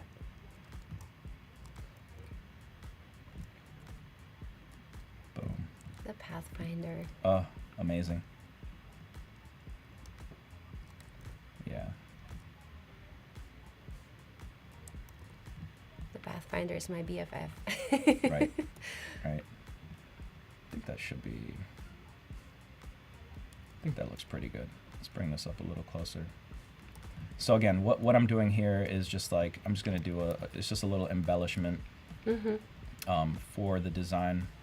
Yeah. The cool thing is you can just copy and paste a smart object into Exactly. Photoshop, and Exactly. you can still edit it. So if you double click onto that layer afterwards, you can still go in and edit that object in case you notice, hey, something needs to change in this. Exactly. So now we got our little smart object Nice. here. Bring a little more focus to the bear, It's just gonna bring in a little more balance. balance. You know, you'll put a little, yeah, exactly, a little focus there behind the bear. It plays into the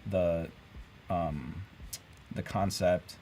And again, I'm gonna make decisions as I go, right? Now that I added these moon phases, I think I want to make the main type a little bit bigger, move it up, just to get that balance, right? Because now we're adding other elements, so Yes. we want everything to kind of flow. We're almost building like a square or a rectangle. Yes. So we want everything to kind of fit within that. So, you know, I might make a decision very quick to just maybe put this on 2 lines instead. Actually, for the sake of this, let's just make this smaller. Cool. Awesome. Cody's saying looks great. Thank you. And Chris is saying the Pathfinder is truth. Yeah, well, Pathfinder. the Pathfinder is helping you to find the path. It is defining my path right now, which I'm very, very grateful for. Okay, so we got the moon phases. Now let's go ahead and play upon that theme and do some stars. So, Did you know while you're holding the star tool, you can go up and down with the keys? yeah, Is so that what you were trying I was to about do? to do this, right? Okay. So what is how do you do that? Just so we can educate the chat. With the up and down keys? Oh yes. So okay. So what Julia was saying is, as I'm holding this star, if you press the up and down key, it will give you more points on whatever shape you're using. Or less, depending on what More you or want. less. Yeah. We're gonna stick with the regular 5-point star. Another thing on this technique is if you hold Option and Shift. Sorry, Option. Oh, okay. Did you know that? No. So okay, so if you hold.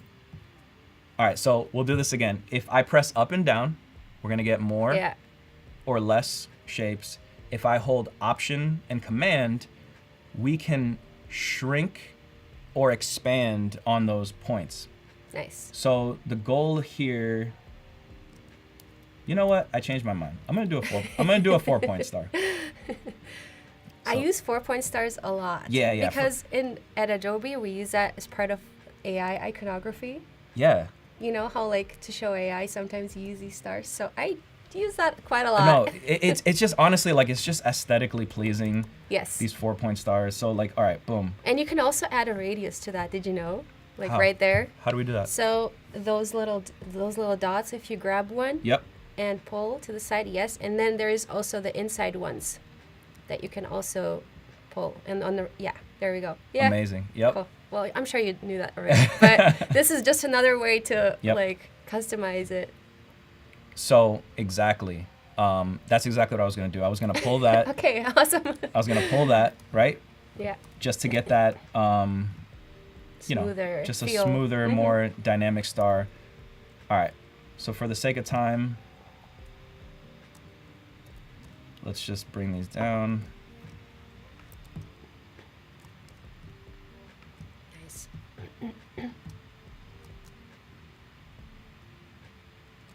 Okay. The moon and the stars. The moon and the stars, guys. You know, we're trying to keep this concept clean and simple. All right. So let's grab that. We're gonna transfer that into our design now. Command C, Command V. Boom. All right, we're gonna put that behind the animals again. You could see it's back there. Cool. And that's also tying the typography from top to bottom. Yes, Yeah. yes. So, Ooh, how about an upside down? like this? Yes. I don't know. I mean, it's up to you, but I was thinking Yeah. because the moons are kind of like going heavy to light, it will be cool to like balance it out from light No, to that's a heavy. good point. That is a good point. Sorry, I'm like sitting or directing you. No. Like, listen, that means you're inspired by this piece. So that's Oh that, yeah. that is I definitely am. that is a major compliment to me. So I appreciate you. I think what I'm gonna do, let's keep it like this for now, Mhm. because I'm gonna add one more element Oh, on the okay. bottom. Mhm. All right, cool. So far, like I love how this is looking. Mhm. We have a lot of balance here. I kind of want to bring in that circle shape again on the bottom here. There we go. See. So you see how that's already bringing in some balance? Mhm. We're gonna make this a little smaller.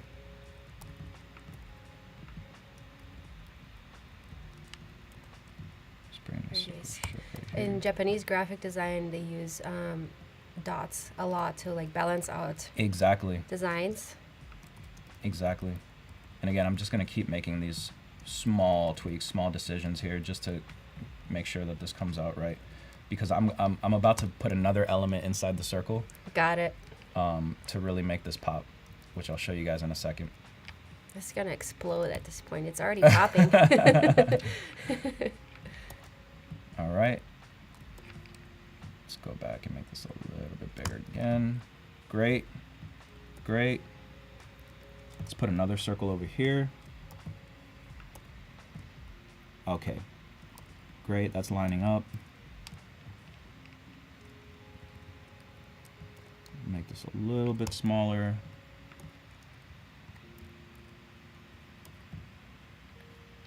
All right. I'm gonna make these a smidge smaller so we can align that to the circle right there. I'm gonna get rid of these guidelines so that's not distracting you guys. Awesome. Very cool. Awesome. Okay. Chris is saying you're in your element. I kind of don't like this little gap right here. So again, I'm just gonna do some quick creative directing. Pick one of these stars. Let's go back. Repetition. Another good technique of balancing out layouts. Right. The beauty is like, get some of these elements that you're already creating and just like play with it, you know? Mhm. Play with that look and feel. Okay. Great. So feeling good. All right, now let's add a little bit more life to this so that this doesn't feel super boring and like, you know, we just got some two circles here. Okay. What we're gonna do I'm gonna go back to my concepts here. I have this like mountain background that I really like. So I'm actually gonna open this on a new layer. So I have this technique that I like to use, especially on these like real graphical kind of designs. So here's what we're gonna do.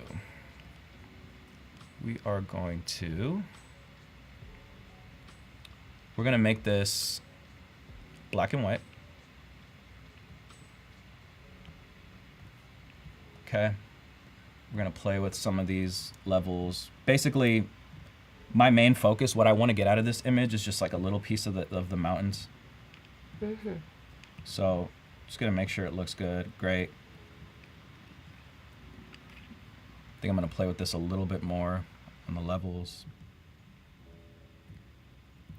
Are you trying to create a little bit more contrast and more drama in the mountain range? A little bit, yeah, exactly. Got it. Exactly. All right, so now that we have good contrast here, what I'm gonna do is I'm gonna do this technique that I really love. Layer, new adjustment layer, threshold. So as you can see, this threshold, it starts almost bringing in this like almost like illustrated kind of look and feel. Yeah. So the beauty about once you have this threshold layer on top, so I have my threshold layer on top right here.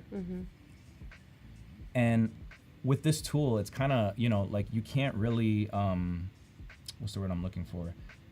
It's not very editable. Like the way it looks is the way it looks, but here's a technique. If you duplicate this, the mountain layer, you can play with the dodge and burn tool to start bringing in some of these details. So I'm going to bring up my exposure. So look at this. Oh, wow. I can just slowly start painting in Wow. those details. Nice. Slowly start painting in those details. Bring back the texture that was Bring back the texture. consumed by Exactly. Right here, I don't like how blown out this area is right here, so I'm going to start using the burn tool and bring in some of that. that. Nice. So that's it. Like I just want to focus on that little Yeah. piece. Yeah, you don't need to edit the rest because you're not going to be Right. using it anyway. So let's grab that.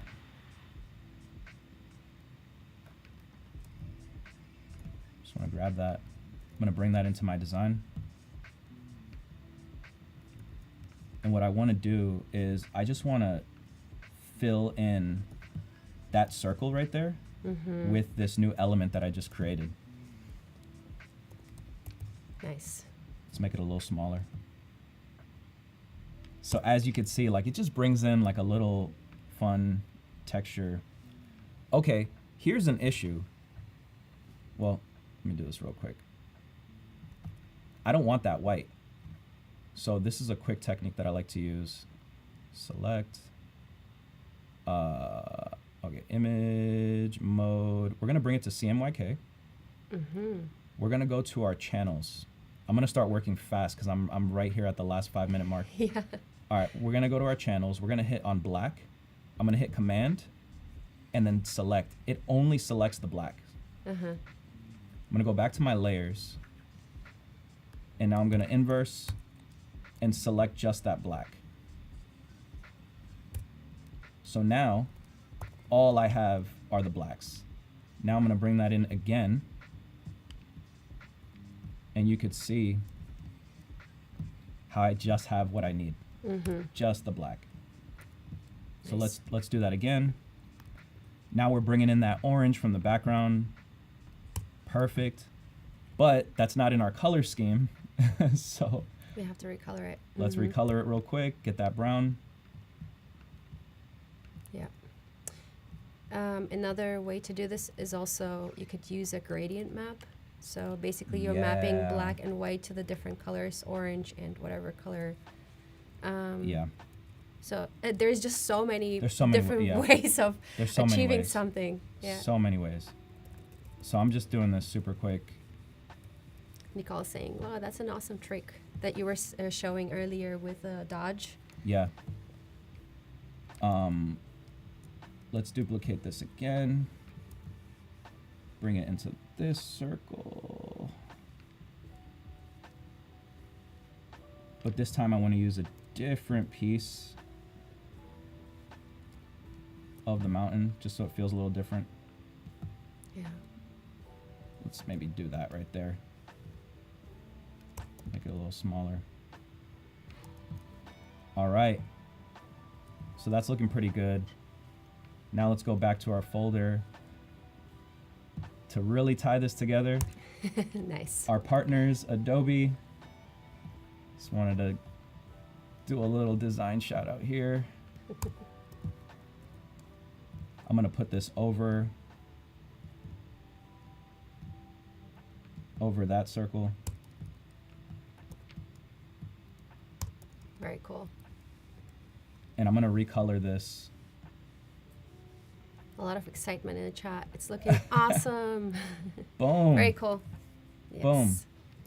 All right, guys. So, I mean, that's basically the design. While I still have a tiny, tiny, tiny bit of time, let me see if I can play with some textures real quick. I'm just gonna throw this in here. I don't know what this is gonna look like, but let's just see. Let's play with this layer style. Nice. So you can see this starts bringing in, like, it immediately changes the look and feel of that design. Mm-hmm. Each click is like a new complete feel. Right, each click is exactly a new, like, it just gives it that very cool worn texture. Let's play with, yeah, there we go. We're gonna play with some of that contrast. We're gonna play with some of that brightness. Okay, so here's what I'm gonna do. I'm gonna take everything I just did, group it, duplicate it. I'm gonna merge this. I'm gonna put my texture masked on there. And then to really, really finish this off so that, you know, it can be used for what it's going to be used for, I have a t-shirt here. Very nice. So let's grab our design, throw it in here.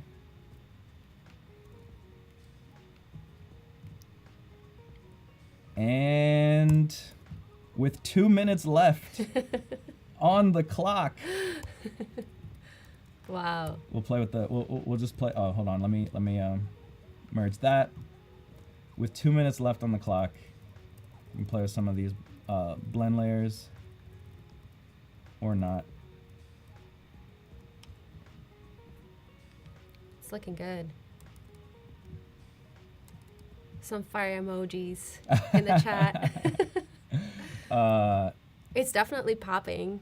I can say this much. Nicole is saying love it. Cody's saying love this font. Woohoo! Let's go. We did it! Yay, you did it. It's such an amazing job, honestly. Thank you so much. So there we go. That's the finished design. Again, I got 2 minutes left on the clock. There's so much more we could have done to this, but I hope you guys enjoyed the process. For sure. I did too. I've learned so much. Thank you so much, Cezar. And we'll be back in the next stream. Thank you so much. Hopefully we'll see you soon. Thank you. I'm gonna be making some fun branding and like a menu for like poolside drinks. So I'm gonna start off by choosing some colors on color.adobe.com, and I'm just gonna give it some direction here and see if it comes up with the colors that I'm looking for. These are very fun.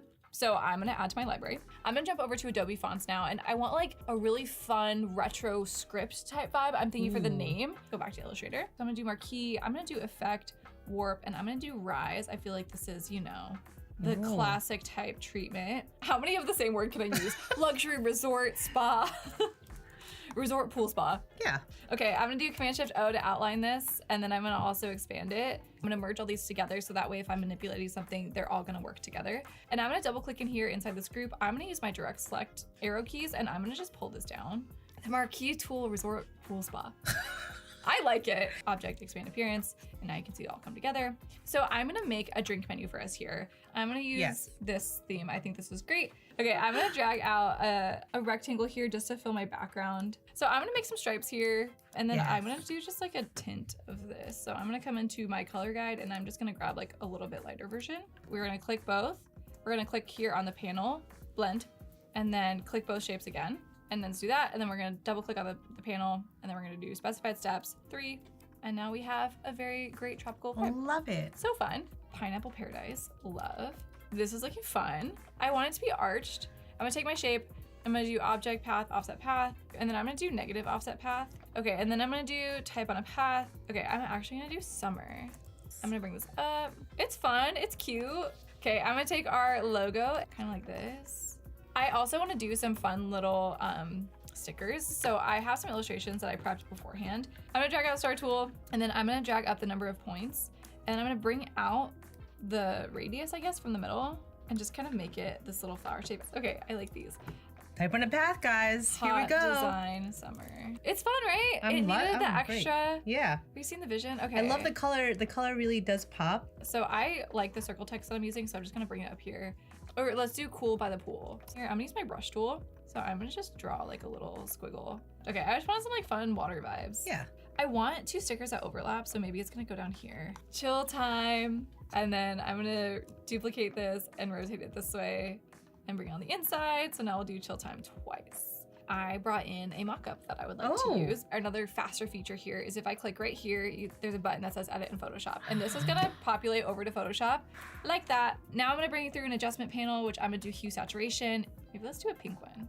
I'm gonna export this. I'm gonna jump back into Illustrator, and I'm gonna bring that back in. So now we have the updated one, which was a little bit faster workflow. What's great is you can do mockups in Illustrator now. So I'm gonna group these, and I'm gonna click both of these, and I'm gonna use create mockup. So right here in my contextual taskbar, I'm gonna click that with both of my pieces highlighted, and it's gonna analyze the image for me now, and it's gonna place my artwork on the image in Illustrator without having to leave the program, which is so much faster. It has improved workflow so much. So it's analyzing, and look, now it's already on here.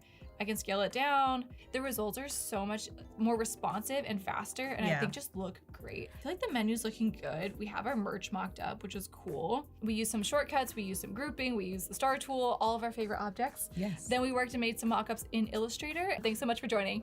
Thank you, guys.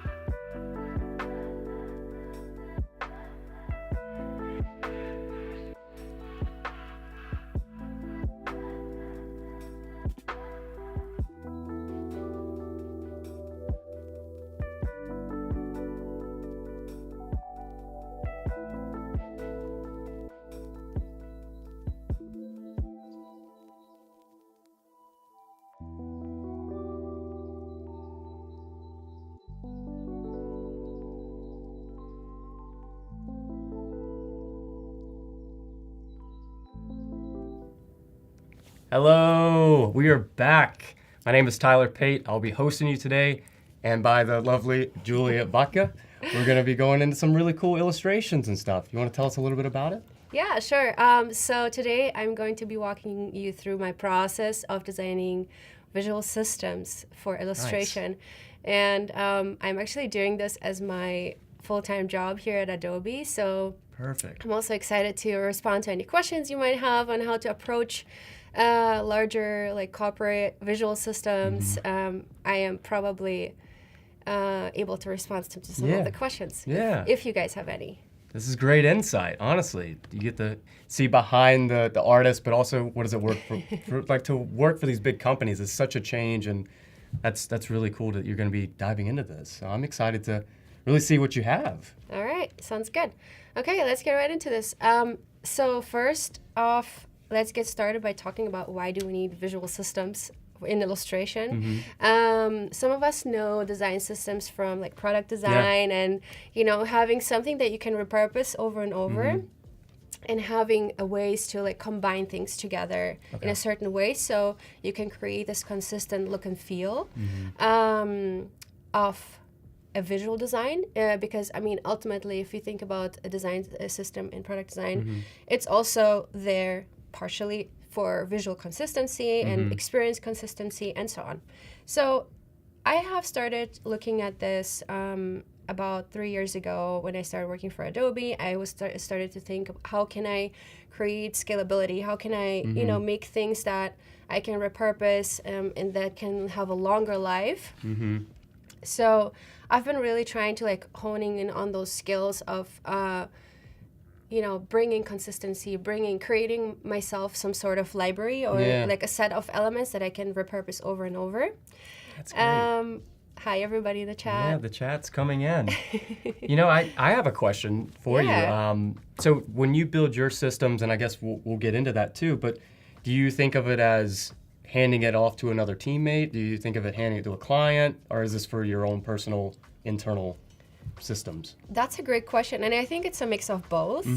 Because I mean, ultimately, I want to save myself some time, but to create things because I can grab. And secondly, this is also for consistency, and of course, it's also giving us the opportunity to hand off a system to somebody and have somebody else design on that specific consistency level. So it's a mix of all of these things, and I think that's why designers sometimes have to design guidelines is because they want to have like a more scalable production and have other designers kind of take over some of that production work. So it's definitely a different approach from the one that I had as a visual designer in my past life as a freelance designer, because previously I would design for brands and I was focused on branding and packaging. And yes, you create a guideline, but you don't ever get the time to work enough with a client to really like get a feel for refining that system. And I think at Adobe we went through several rounds of adjustments, and I'm still adjusting over time. And a system is like an organism, right?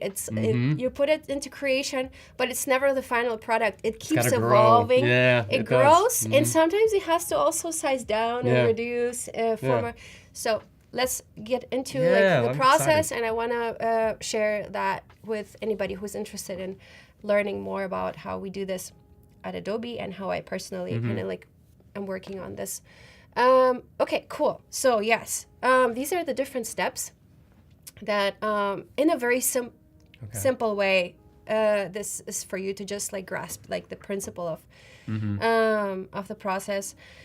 And so step one would be just defining the audience. Who are we talking to? What kind of language are we using? And that's not necessarily to do with copy. It's more so, are we fun? Are we experimental? Or are we more laid back and focused and really communicating like the product? It's like coming from the brand or the company. How do I sound? Yes. Right? So these things can be pulled from the brand. At Adobe, we have our brand team. So a lot of that is influencing the visual system for illustration, right? So those are kind of like the things you can pull.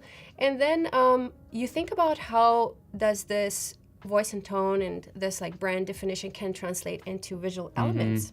And we can get really practical there and in step three by building visual elements. So you build yourself basically like a set of elements that represents, let's say, core features or, you know, core product value or and that can translate in the color palette, shapes, textures. So Yeah. basically all of these objects that later on kind of come together. I love that you have that further down, because there is so much Yeah. work that needs to happen before you really create the stuff. And I think that's great advice, because you need to Yeah. understand the brand, Right. you need to understand the audience, and then we can make, right? So that's Exactly, exactly. And I would not approach it in any way else. So then once we have like the basics, like color palette, shapes, and textures that we want to work with that really kind of base off that voice and tone, and of that like feel that we want to bring, Yeah. we can define the layers. And this is a very practical thing that you can do. So the way I approach illustration layers, and I don't think of it as in actual layers in Illustrator Yeah. or Photoshop. I'm thinking of it as layers of information. okay. So you start with the background layer, and the background layer is our color, for example, Okay. like a background color, background whatever it is. It can be an image. It's connecting to the brand, maybe, right? Okay. It's connecting. It's kind of setting the base, and then we go in and use shapes to enhance that setting of the base, set the mood, and you will see and how that translates into visuals. But basically, those will be some shapes that play in the background, but are not exactly the background. Yeah. Right? So that's like the next step. And then the final step and stuff that's in the foreground is the product or the brand that you're designing for. So what is their core product? Yeah, Right? that spotlight moment, right? Right, And then everything exactly. else is just kind of Setting the helping mood. push it. Yes. Push it forward, Yes, right? exactly. Yeah. So that's probably, I mean, that's a technique that I found for myself that works really well. And you can literally take this and apply it to any brand that you want to Yeah. design for. And then the next step would be, so once you have all of these layers defined and you have all of your objects and different parts of illustration that you need, what I like to do is, and not end on that and just use those objects, but sometimes you're missing something in the end where, I don't know, it looks too boring, or Oh, I see. the product is not coming forward enough, or you need an extra layer of sprinkles on top. So that's what I call like the add sprinkles layer. Okay. And that's the final product. Once you get into composition, you can add that extra sprinkle on top, highlighting some things. Yeah. Similar to how Cezar was working. In the end, he was adding that like shadowing and bringing things into That foreground. last little bit really last- pushes it over yes. the edge, yeah. Exactly. The last little bit that pushes it to the edge, where we look at different objects and seeing where visual interest might be missing. Okay, and then step 6, of course, we have to go over the cycle after some time to adjust the system and Yeah. to make sure that it works. So that works after usually like a couple production phases, in my experience. Yeah. Okay, and then really quick, and similar to what Cezar was also, is we have very similar workflows. Yeah. Although he was talking about Photoshop, I'm talking about Illustrator. But there are some interesting or like ways to add interest to an illustration. Sometimes when we design, we have shapes that might look a little boring. So here on the left, example, boring shape. So a couple of techniques that we can use to bring some excitement. And again, this has to come in from like the brand voice and has to match the identity of the brand. But those are some techniques you can explore to bring that extra excitement and interest in the shape. Yeah, that's really good, because I like how you broke this down into these categories of here's how you can make something feel more, because it gets back to what we were saying with the list, I feel, where what is that messaging? Why does it matter? How does it Right. really express itself? And this is visually how you would achieve something a little more personal, right? So that's Exactly. really good. Yeah. Cool. And then, so here I have a sketch for what we are trying to achieve or work on today. Sorry, this is a very rough sketch, and and this kind of highlights the visually what I mean by the different layers, right? So we have at the top section, we have the backgrounds. So think of it as like a background pattern or background shapes, or like maybe it's a text style that you use in the background. Just create yourself a set of that. Then we have the objects for mood setting. And today we're talking, sorry, I completely forgot to mention this, but today we're going to be designing this like really fun visual and thinking it from a systems perspective for an SPF brand. Okay. So think like summer, sun, I don't know, ladybugs, nature, being outside. So let me zoom into this a little bit so y'all can see this a little more into detail. These are interesting. So are you thinking of these in terms of categories of elements? Are you thinking of where slides would be in order? Is there any kind of thought with that at this point, or is it more high level? So I'm thinking of just like objects that like go into backgrounds. Okay. Objects that go for mood setting. And those are sample objects. Of course, a library of actual objects can get really, really big. This is just like an experiment for us to see how a system can be applied in a very simple and playful way. So a corporate identity will never have this amount of illustration. It will definitely have way more. 50 and above elements, probably. So think of it as the background layer. Then objects for mood setting, so objects that will bring you into the mood of sun, SPF, summer. Then we have the product, the hero, right? It can be, so in our case, I have a couple examples that we can use. And then we have the SPF cream, we have the SPF oil, and we have like a baby SPF in a tube, and we have a towel. So think of it as the product in the foreground. And so, we're going to get into that in a second. And then the add-ons and sparkles. So the top layer, once you're done illustrating the background and the mood setting and the product, you can have this top layer to grab from, where you have different interest-creating objects that can create like that sparkle on top. Or, I don't know, sprinkle on top. It's that little finesse that really helps. Exactly. So in this case, we have some spirals that we can create. So just overlaying shapes that may be creating interaction between background and foreground. We can use sun rays, like overlaying elements to create more visual flow. Maybe we can use a water splash or similar. And then we can use a reflection or reflection effects by overlaying with transparencies. We can use a plant shadow. And we can also add some drop shadows to create depth. And here's an example. Sorry, this is a really bad sketch, but like a sparkle, kind of like a reflection. And a little shimmer. Shimmer, yes, right. Nice. So I have started out with some objects, and we're going to be kind of continuing from here. So I'm going to be taking our hero product that I have already illustrated, and we're going to go by the system, kind of creating a background, creating some mood setting elements, and we're going to go with the top layer on top of this. So let's get into this. I'm excited now. So this is the product's already established. They're coming to you. This is it. Yes. Would that be would that represent like a photo of the product? But in our sense, we're thinking of illustrations, right? Yes, So I this mean would be what they would give you? it could be also a photo embedded into an illustration. It depends what you want it to be. It can also be, I have seen cases of where the product is actually illustrated in a playful way, but kind of still represents the product itself. So let's get started. I have created myself a little color palette here that I will probably be using, maybe extending.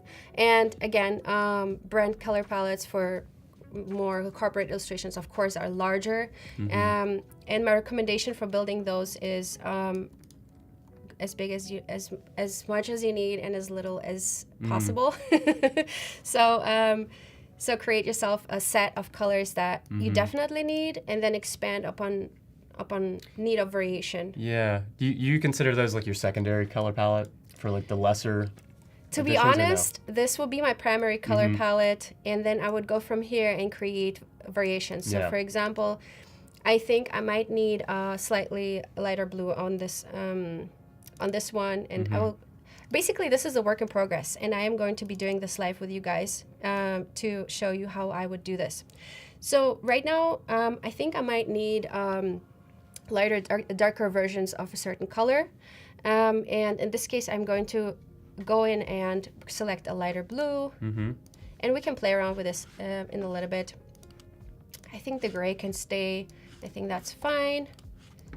So yeah, we're literally building the color palette life. And I'm thinking of, right now I'm thinking of this brand and it being like summer colors and representing the feel of where SPF naturally lives. And that is, I don't know, on a towel, in grass, next to drinks, next to on a little side table by the pool. Stuff like that. So Yeah, it's good that you're thinking about where those products could potentially be. Yeah. So even in the depths of where we are now, or the early stages of developing this stuff, do you already think about printing or digital? Do you think about those things at this stage too? Or you just wait until you get the core colors and things like that? Printing is something we can worry about later, I Okay. think. So in this primary phase, I think I'm just going to do a visual exploration to see, to get a direction going. And this is not necessarily something where I'm thinking about print too much. Yeah. Yeah, this is that much said. Of course, it depends on the type of brand that you're working for. If you know that they're very print heavy and have like very customized packaging, and you need to know exactly the Pantone colors they work with, and that's Yeah. exactly what you need to like base it off because they're print. Yes, of course, to be considered. We're going the playful route this time and having like a more fun and less limitations here. So I'm adding a couple more colors here to bring in the summer vibe. I think this is enough. We might be able to, we might add a little bit more later if we need to. But for now, I just want to get started. I'm going to get started with a regular square in the background so that we can apply that exact technique that I was talking about. Let's put our SPF to the side for a second. I am going to grab this shape that I've built previously. So basically it's just this like very random wavy blobby shape that kind of looks like a cloud. Okay. I just honestly drawn it with a with a pencil tool Yeah. here in Illustrator. That's So I'm going really to grab cool. 'Cause that. you know what I was thinking? I thought it was almost like if you squirted the lotion Oh, on, you know? So I was yes, like, yes. maybe. Yes, that's cool. Okay. And sometimes, sometimes you design shapes because of a feeling of something and not necessarily because you're like consciously thinking about it. So I think I have said that. That's a good point, because I think a lot of times with developing brand guidelines, sometimes it's okay not to be so literal. Right. Because I think that's kind of the low-hanging fruit typically. Yes. So it's fun to get in the playful side, which I think the abstract typically does it. Yes, that's very true. Cool. So I am playing around with some colors for the background, and this is that background layer I was talking about. So we're setting kind of like a base for the background. This can be a brand color. This can be a brand color combination with a pattern. This can be anything you want at this point. Then and I love to have like a color palette handy on the side, so I can simply sample with the eyedropper to. Oh, my shirt is matching this. Cool. I came in with the right mood in here. Cool. So then we have our background, right? I have added that little wavy thingy. Then we're gonna go and see what objects will fit for our mood setting, and I actually see I have this little cloud here as well, so that could be one. What we can also do is let's see, we have this portal, we have also this fun plant here. So, and again, these are sketches. I have not designed all of that yet, but maybe we can go in with this little flower here. All right, little overlay. Yeah, so And you're then we kind of can working see- them in there and layering them and trying to get that tone right. Is that what I'm Right. seeing? Exactly. So I'm going to remove this mask. And this is literally just playing around. I am not exactly sure how this is going to play out, but here we are. We're going live. Exactly. Flower might be a little too much. Let's put it aside. I think to bring in like the focus on the product, it would be good to bring in something. Let's think about it. Maybe we can play around, and I was mentioning earlier about the visual interest. Yeah. Maybe we can play around with some images. Yeah, we could. Would you want chat to maybe? We could also see Yes, if chat would like to have sure. any ideas that.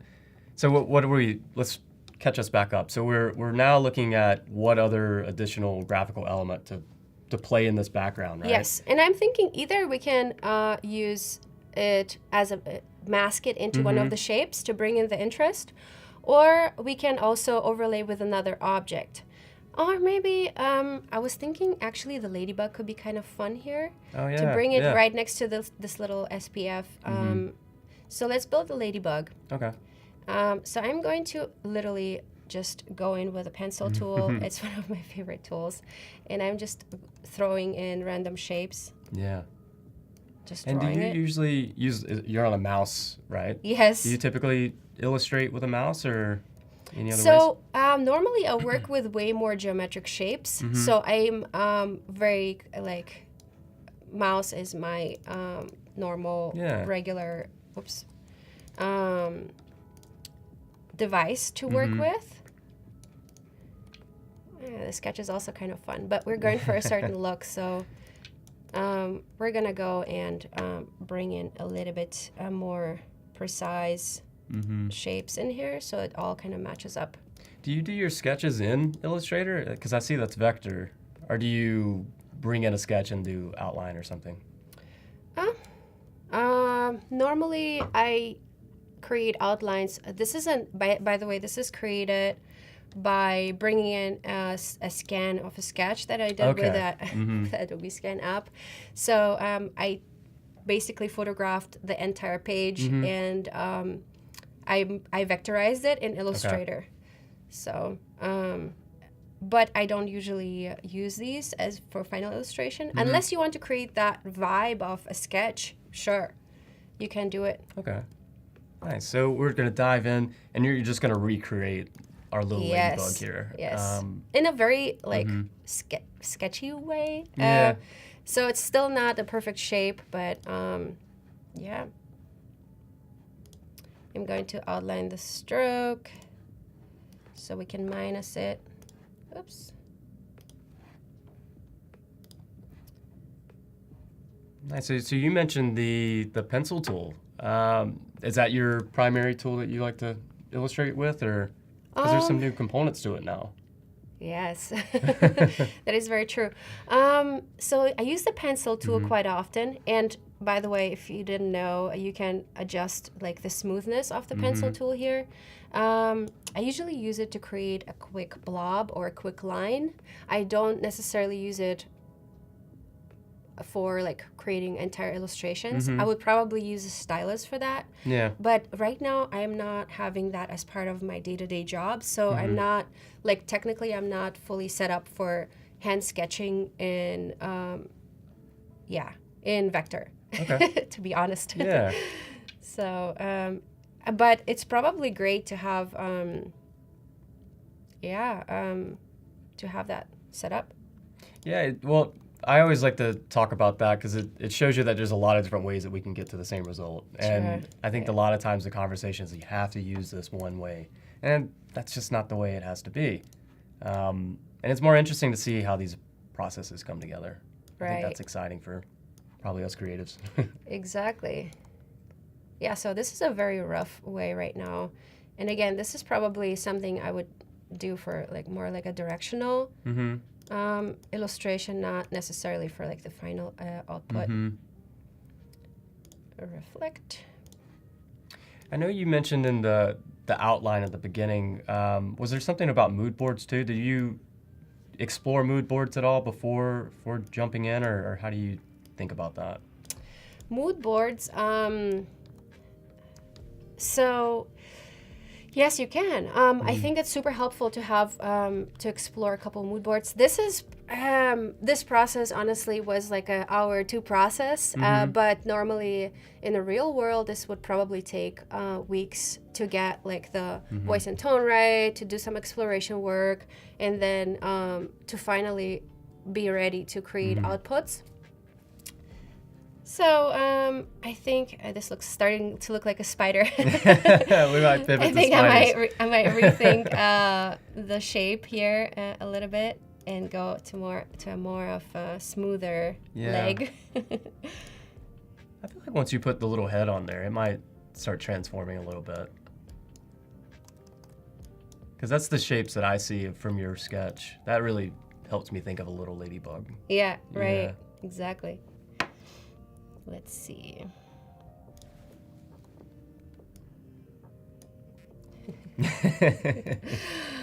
And the fun about this right now is that it's not perfect at all, and I think that's kind of fun for me because I get to play. In my work, we have some, obviously, I mean, you work with some not tech limitations, but engineering limitations, and there's a lot of like things that are predefined from brand and so on. So I am excited to get to play a little bit more. Although I am trying to bring in new aspects to illustration in my day-to-day. Nice. Do you also find time outside of work to kind of explore this stuff too, or do you mostly stick to the systems at work? I'm definitely doing a lot of art stuff outside of work. I think that really helps my mind to stay fresh, and I think also at times I have to get out into that zone so I can bring in a new perspective into my work. Yeah. That's been important. Well, that's something, looking through your social media, you do workshops, you do a lot of these educational things, which I think is key to not only pass that on, but also it kind of helps you with your own process, I bet, right? Exactly. Yeah. I love experimentation is, honestly, I love it. Look, let's put this little ladybug over here, climbing up the little hill. Nice. Oh, wait, where's our spot? We need some spots on him, right? Oh, yeah. Completely forgot exactly the thing that defines ladybugs. He's just a little bug. Yeah. Let's draw them on. Again, in a very... yeah. The spots are normally black, right? Yes. Okay, and the little head would also be black. Yeah, I think that's honestly just going to make it exactly the bug we want once you do the color change. Right. The anatomy of a ladybug. That's episode 1. We're getting there. Yeah, and I don't know. I'm just loving the abstract things right now, because being little is not... I mean, you get bored of being little. Yeah, it has its place, right? And I think you've already laid down some important advice at the beginning, which is you have to understand the tone and the brand. And that's something I always remind myself and peers is like, it's not us. It's the brand that we're speaking for, trying to visually make it. And maybe that's literal, but I think I like this abstract look because it gives it more personality. Right. And I think also in today's world, you kind of have to bring in some... you have to bring in excitement like this into brands, to be honest. Because if you don't, it's really hard to stand out with all the amount of... It's very competitive and kind of saturated when you think of everyone has a brand now. Everyone's thinking of logos. And it's funny because I feel like we're getting to a point where it's not about the logo anymore. It's about the brand and what is a brand, and really determining these factors, I think, help that. Oh, yeah, for sure. Let's see how the chat's doing. So I love seeing some action going on. So listening while I'm working is a fun combo. So us just talking shop. Really, that's all it really is right now, which is fun because it just goes to show that the actual work, yeah, it's just moving things around, seeing how the feeling is, trying to lay out those principles that you mentioned, and then it comes together with little time. Right. So when you're designing these things, do you take a step back? Do you share it internally? Where do you stand in kind of that collaboration, or do you have to get it right and then you share it? Because that's like a real hot topic. Yeah. A really hot topic for sure. Yes. Mm-hmm. I am definitely always working very collaboratively with several teams, which makes it quite challenging. Of course, you have to get leadership approvals on new designs, especially on new visual systems, because that's a big investment for a company. And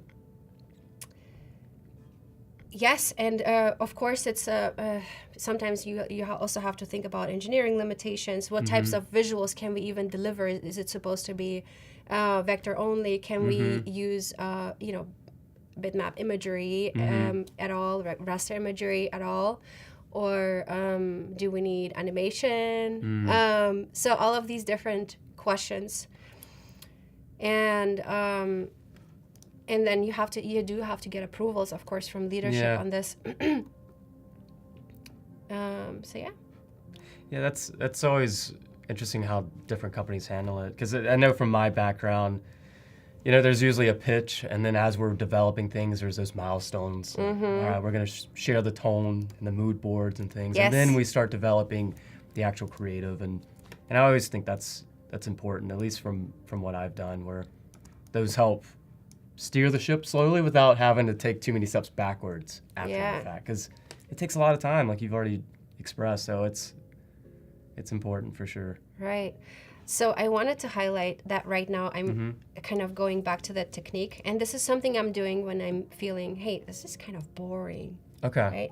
I mean, we have this really cool, funky shape going, but I think we need some more texture. We need some more. So I'm going to try to experiment with some things here.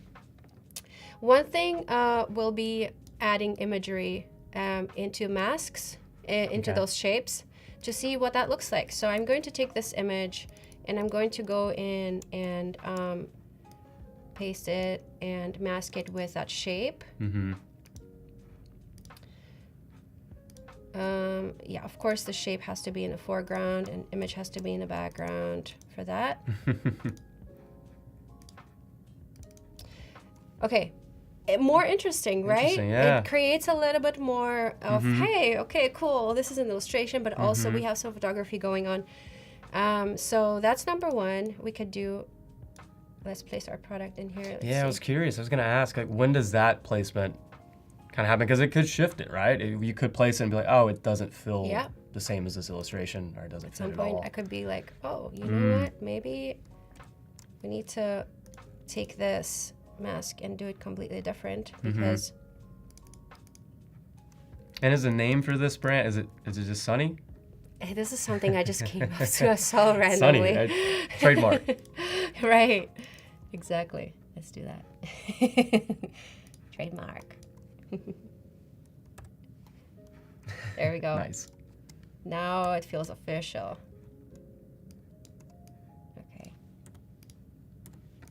And I feel like a lot of brands are actually taking that approach. They're just bold, two colors, and that stands out these days, because honestly, there's a big swing where it's like add more elaborate packaging, and now it's just simplify it.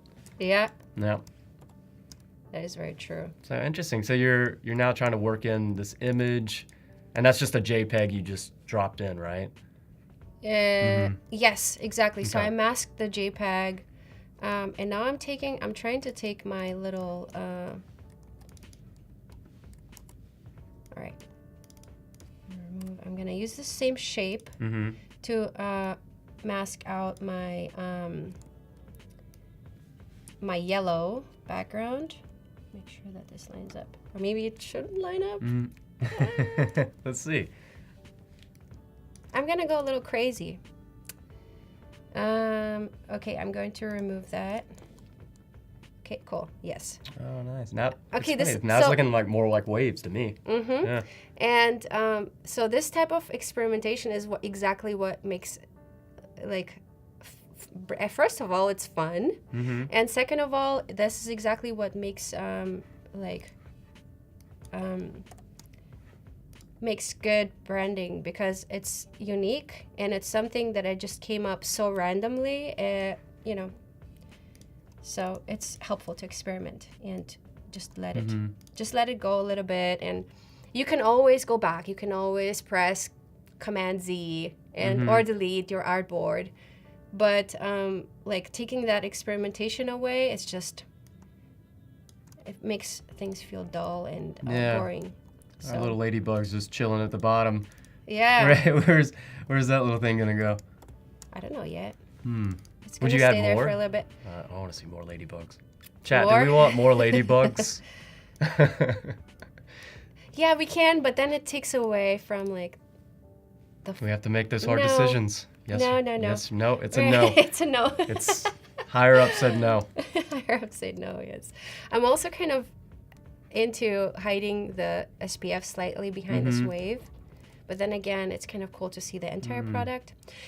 Okay, one more thing we're gonna thoughts. do to this right now is I feel like we need some texture, like a little stipple texture. Okay. So I actually found this texture on Adobe Stock. Okay. So if you all want to check it out, and this is actually the first day that I'm trying this out. I have never used this before. Oh, So really? this is a Nice. completely Okay. new like thing for me. I would normally what I would do is I would create an illustrator, then go into Photoshop and add texture, right, Okay. with brushes. But this Those are vector, is right? a vector, and those are a lot of tiny little dots, and I'm Yeah. going to add those to my illustration to see. Let's see where that is. I think it was this one. You know, something I was thinking about, you know, whether we go that direction or not, but the yellow with the texture kind of reminds me of sand. Sand, suntan lotion, beach, water. I'm just food for thought. I like that. Especially Okay. whenever you had the bottle kind of tucked behind the yellow. That's what I was thinking. It's like in the sand. Okay, so I'm trying to mask the texture, Mm-hmm. and okay, my Illustrator is doing some weird things right now. I think It's all those points. I know exactly what that is. The limitations, but there's a lot of points there. So yeah. that's the tricky part with some of those. Where is our mask? I totally forgot already. Edit. It should be here, right? Mask. Yeah, I know you could do Command 7 if you have the shape above it, but Clipping mask make. There we go. yep, there we go. Normally I use okay. And then I there's guess the we have to compound color mask. them. Yeah. Mm-hmm. Okay. Oh, where'd it go? There it is. Okay, so it's just the same color as the yellow. I see.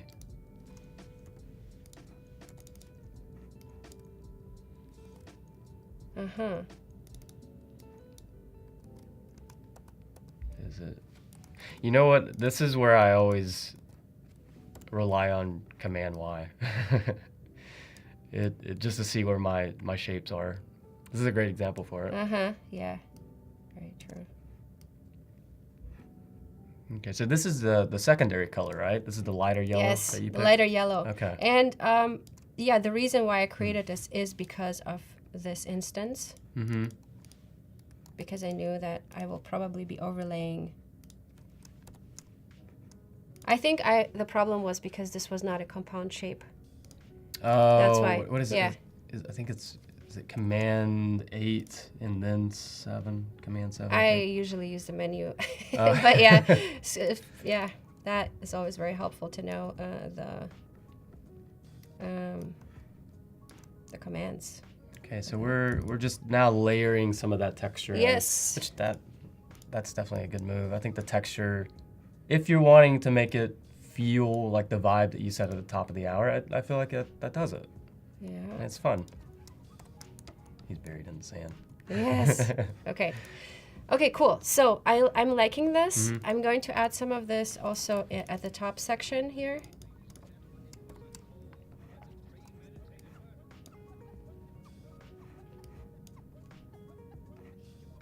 It is a very heavy texture. How many do we have so far? I think we have 2 of these in the file now. Yeah. So we're pushing some limits. Yeah. You know what helps me sometimes, and use this if you need to, is Rest raise. that is a sure thing. That will definitely help. But if you go into the clipping mask of the ones that you have and just delete the ones that aren't in view, it would just reduce the amount of points there. Like, yeah, just a lasso tool those, because you don't need them at this point unless you move them. Yeah. That might help. That was a lot of points. Yeah. Yeah, very true. Okay, cool. So another thing we can try out is, I wonder if this is going to be helpful here. Create a couple like light reflections, and I think that's going to bring in some detail work here. Okay. So what I want to do is I want to take a couple of these curves and I want to create some dimension to the curve itself. Right now, this is a very unrefined shape. I mean, it's a nice shape, but I feel like it needs a little bit of like visual interest around the edges.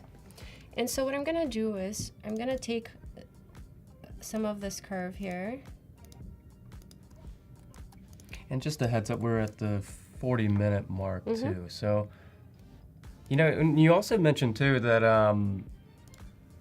there's still other elements that we could add. I mean, maybe some of this unused area could be where type could go, could be where branding could go, it could be where those little starbursts that you mentioned, those could go there, and just to help balance it. I think that's what I'm seeing that could work.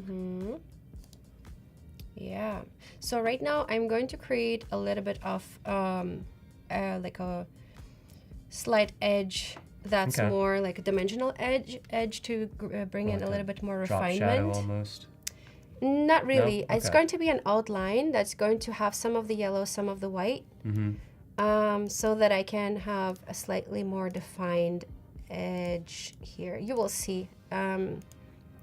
We use that a lot in like UI elements to create dimensionality, and it's just a really fun way to like make that curve slightly more highlighted. So check this out. You see that? So it's bringing slightly more of like a dimension in here. And we can play around with that curve now and see how we want to proceed. If we want to maybe adjust the opacity a little bit, make it slightly thicker, make it slightly thinner. So it all depends kind of on what you want. I'm going to set it off just slightly.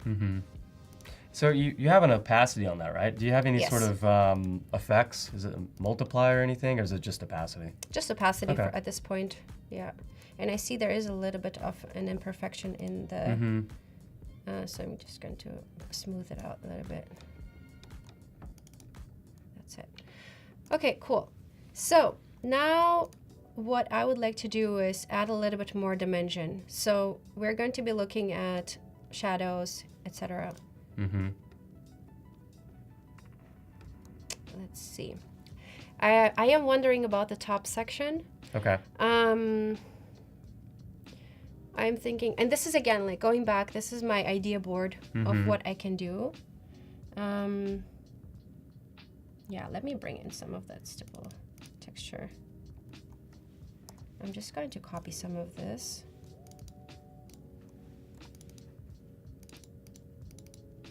Yeah, it was good to look back at your references up at the top, because there's a lot of things that could be used or layered into this too. It could be some similar shapes, but possibly they're just filled differently. They could be more outlined, they could be more textural. It's interesting to see how you approach it.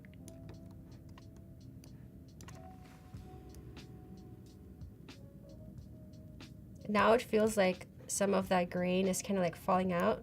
But I don't mind it. Honestly, Okay. I don't mind it. I think that kind of creates an interesting feel to it. Let's group it though, so we have that under control. Ungroup all those. Yeah.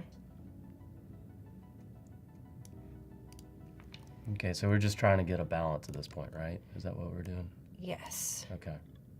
Some balance, some playfulness. Mm-hmm.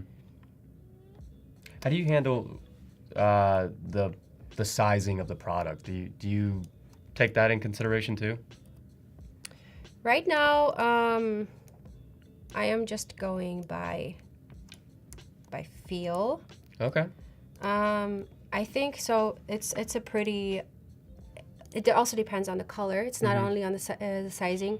So right now we have a lot of like space where there's not much happening around this area, and we have, if we increase the size of this drastically. Oh, okay.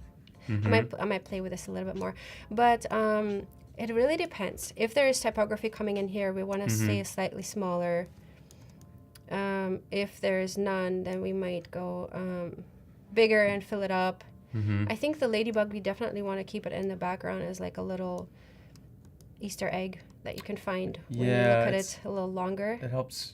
It's helping me kind of move my eye across this board. Yeah. Which we could use that to our advantage. We want to maybe steer that towards a call to action or something like that. Yeah. Yeah. That's definitely a good trick. So here I am adding some of those little sparkles in the end. So this is the last section, right, where we are talking about what can we bring in to make sure that we have some little details. Yeah. Detail work. That's exactly, I think, the word. So this is also detail work. This little curve here that we've added. Little highlight. Yeah. And let's try a background color in here to fill in those little gaps, maybe with a different color. And just to kind of catch people up if they tuned in a little later. So this graphic, in the grand scheme of things, is building the illustrated visual language, right? So we're creating and developing these components of this brand. It's a SPF. It's called Sunny. SPF 50 suntan lotion. And we're using a couple different processes. We have some real imagery in there, a lot of texture. We're trying to define the colors and the shapes. And we did this little ladybug illustration too. So when you're at this stage, obviously we're still trying to fine tune and get things to balance, right? Right. Do we think about what this actual graphic could be used on, or do we think of it still as like these are still components?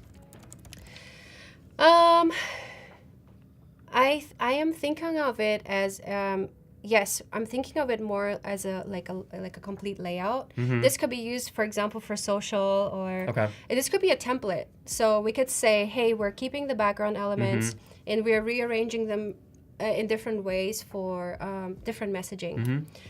We can recolor some of the elements. We can add in different products in here. So this could be literally anything. We can also expand it, and which is something I want to try next, and make it like more like a banner. So, yeah, let's add some typography in here. We're at about time. We have just under 10 minutes, but yeah. Okay, let's make it caps. There we go. Gonna make it a bit bigger. Nice. So any thoughts on why certain fonts? I mean, it seems like that's coming from the Sunny logo. Right. Yes. Trying to keep it simple, right? Right. Trying to keep it simple at this point. So you can see there's a combination of typography in here. We have this sans serif and we have this more playful, which is the Cooper font. Black. Yes. So I think a combination of not too many fonts is good to have, just to have a little bit more playroom. And I'm outlining this with Command Shift and O. I'm thinking moving this texture slightly. There we go. This almost is a mix of like sand and stardust at this point. Nice. Every bottle comes with a little stardust inside, right? Exactly. With some sand on it. You know how lotion gets sand on it, and then you have that like It's actually extra. an interesting thought. It's like exfoliant, and I can't say that right, but yeah. Exactly. So yeah, let's add some Couple of more that in little here details. too. Yeah.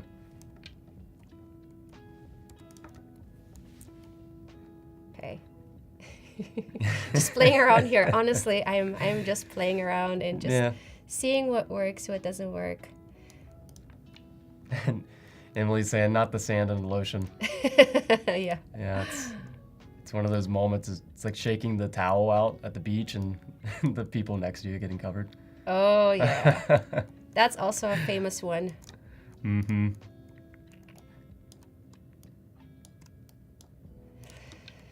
Okay, cool. Yeah, so I'm kind of subconsciously, I guess, creating like a little flow from like the text to the product. Mm-hmm. This looks a little unintentional, so I'm going to create a second one. Yeah, that typically is how I see them. The starburst adjacent. I'm bringing one down here as well. Our little ladybug down there. Yeah. Just chilling. Yeah. Yeah. No, this is the fun of it. You just play around and then you kind of see what works without saying no at first. Just seeing what could be. Mm-hmm. You know? You know, if time ever allows it, I always try to lean into explore it so you know. And then if you ever have any feedback internally, it's like, well, I've already done that. This is why it does work or doesn't work. So it's good that you give yourself some time to do that. Yes. So I'm creating an outline so it doesn't kind of overlay the colors and creates contrasting issues. So I'm going to add this very thick outline. Mm-hmm.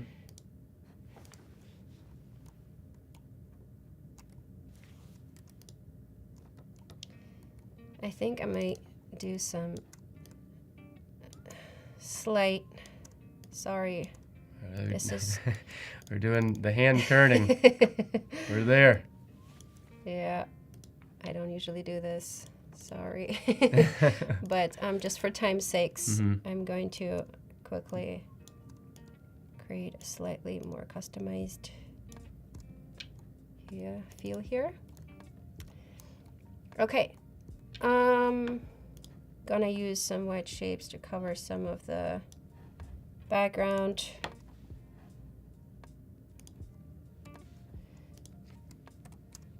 Like that. Okay. Just creating a little overlay here. Mm-hmm.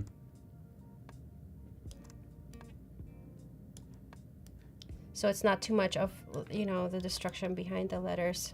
Mm-hmm. Cool. All right. So think- what are we missing? We have a couple more minutes left. We could add a couple more detailing. Yeah.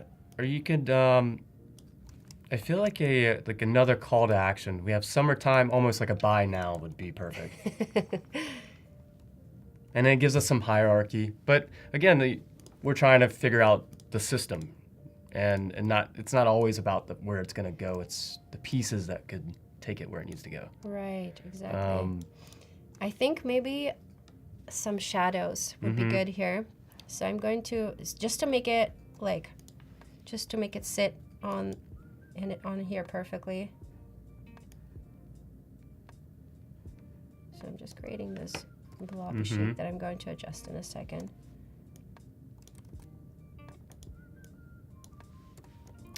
I'm going to be using a shade of this color. You can see this is all very messy and just experimental work, to be honest. And hey, it's 1 hour. You know, we can only do so much, but I think it's a good test to show a lot of the thought and planning that has to happen behind the scenes. Right. And those projects, on average, how long do they typically last for you? A full-on system design project. Ooh, that could take several quarters, to be honest. So a lot of alignment is needed at large companies, and everybody needs to be on board. Production. So let's say you have the system ready. If you want to produce one of these assets, probably, I mean, depending on reviews, of course, because you have to communicate with the stakeholders. Probably like several days, up to a week. It depends on like the variety of things you need to do with a visual. Yeah. So that's awesome. Well, this has been really cool. We learned a lot. I mean, is anywhere that we can find you or any upcoming things that you want to talk about before we leave? So you can find me on Instagram at Julia Maselska or Julia Vaca. And I'm happy to connect. And if you have any questions about building visual systems, I'm happy to respond. And Perfect. Just to connect. There you go. From the pros. Thanks again. And stay tuned. We have one more session after this, and we'll be back. Thank you so much. It was so fun. See ya. Bye. We're gonna be doing a sneaker brand, defining the word mark, creating the icon, getting some shoe mock-ups. What I got is just a couple different types. What I will do is use the filter tool. Let's see, I wanna have something maybe a bit bolder, you know, maybe a little bit wider, because this might approach. For sure. And this feels a little bit like it could have some weight. So if we use my option key and sort of track that out a bit, or might bring it really in and like tighten up that. Yeah, tighten it up even more. So I'm gonna drag that. Let's go ahead and outline this one, and so I can keep this live. So what I'm trying to do here is trying to make this sort of feel like the same angle. Yeah. I want to make sure that this has that parallel effect. Gotcha. Yeah. Okay, so let's just go ahead and like commit. So like, let's just go in here, select these specific ones, and I'm using the direct select tool, which is up here, and just kind of give them a little bit more. And these two are a little bit overdone.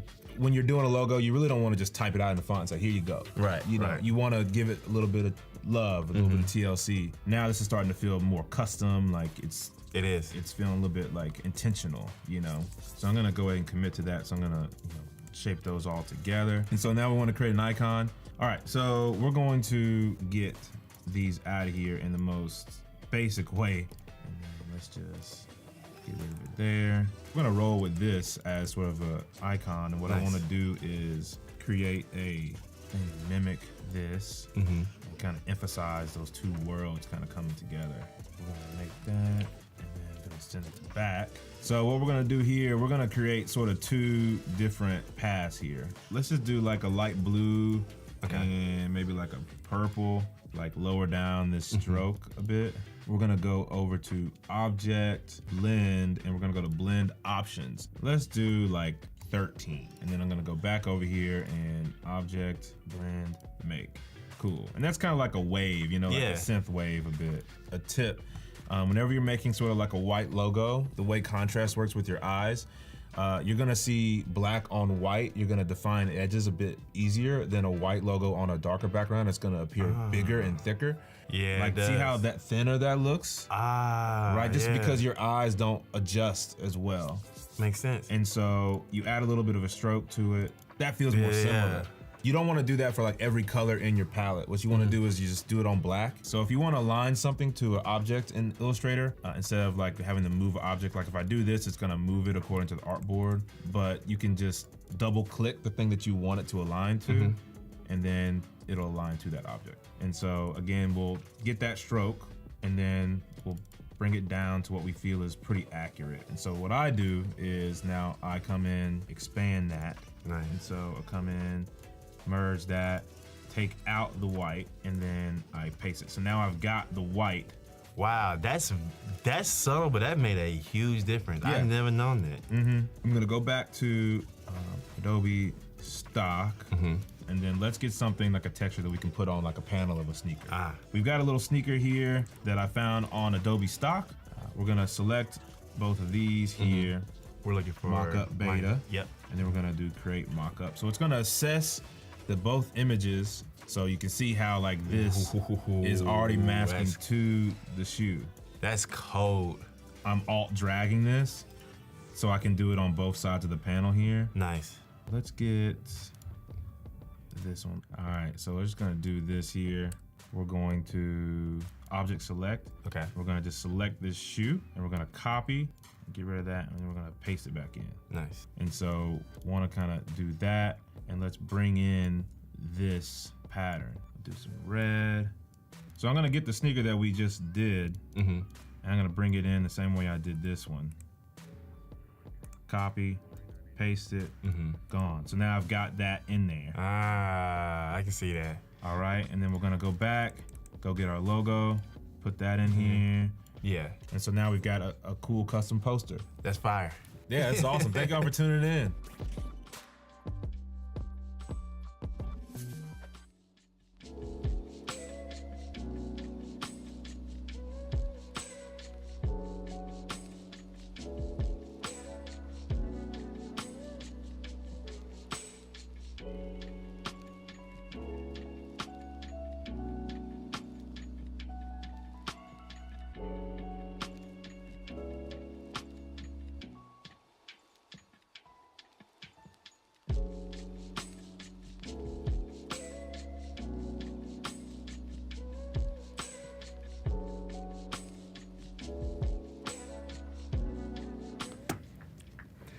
What's up, guys? We're back at it. Adobe Live with Tyler. We're about to see part 2 of this Yep.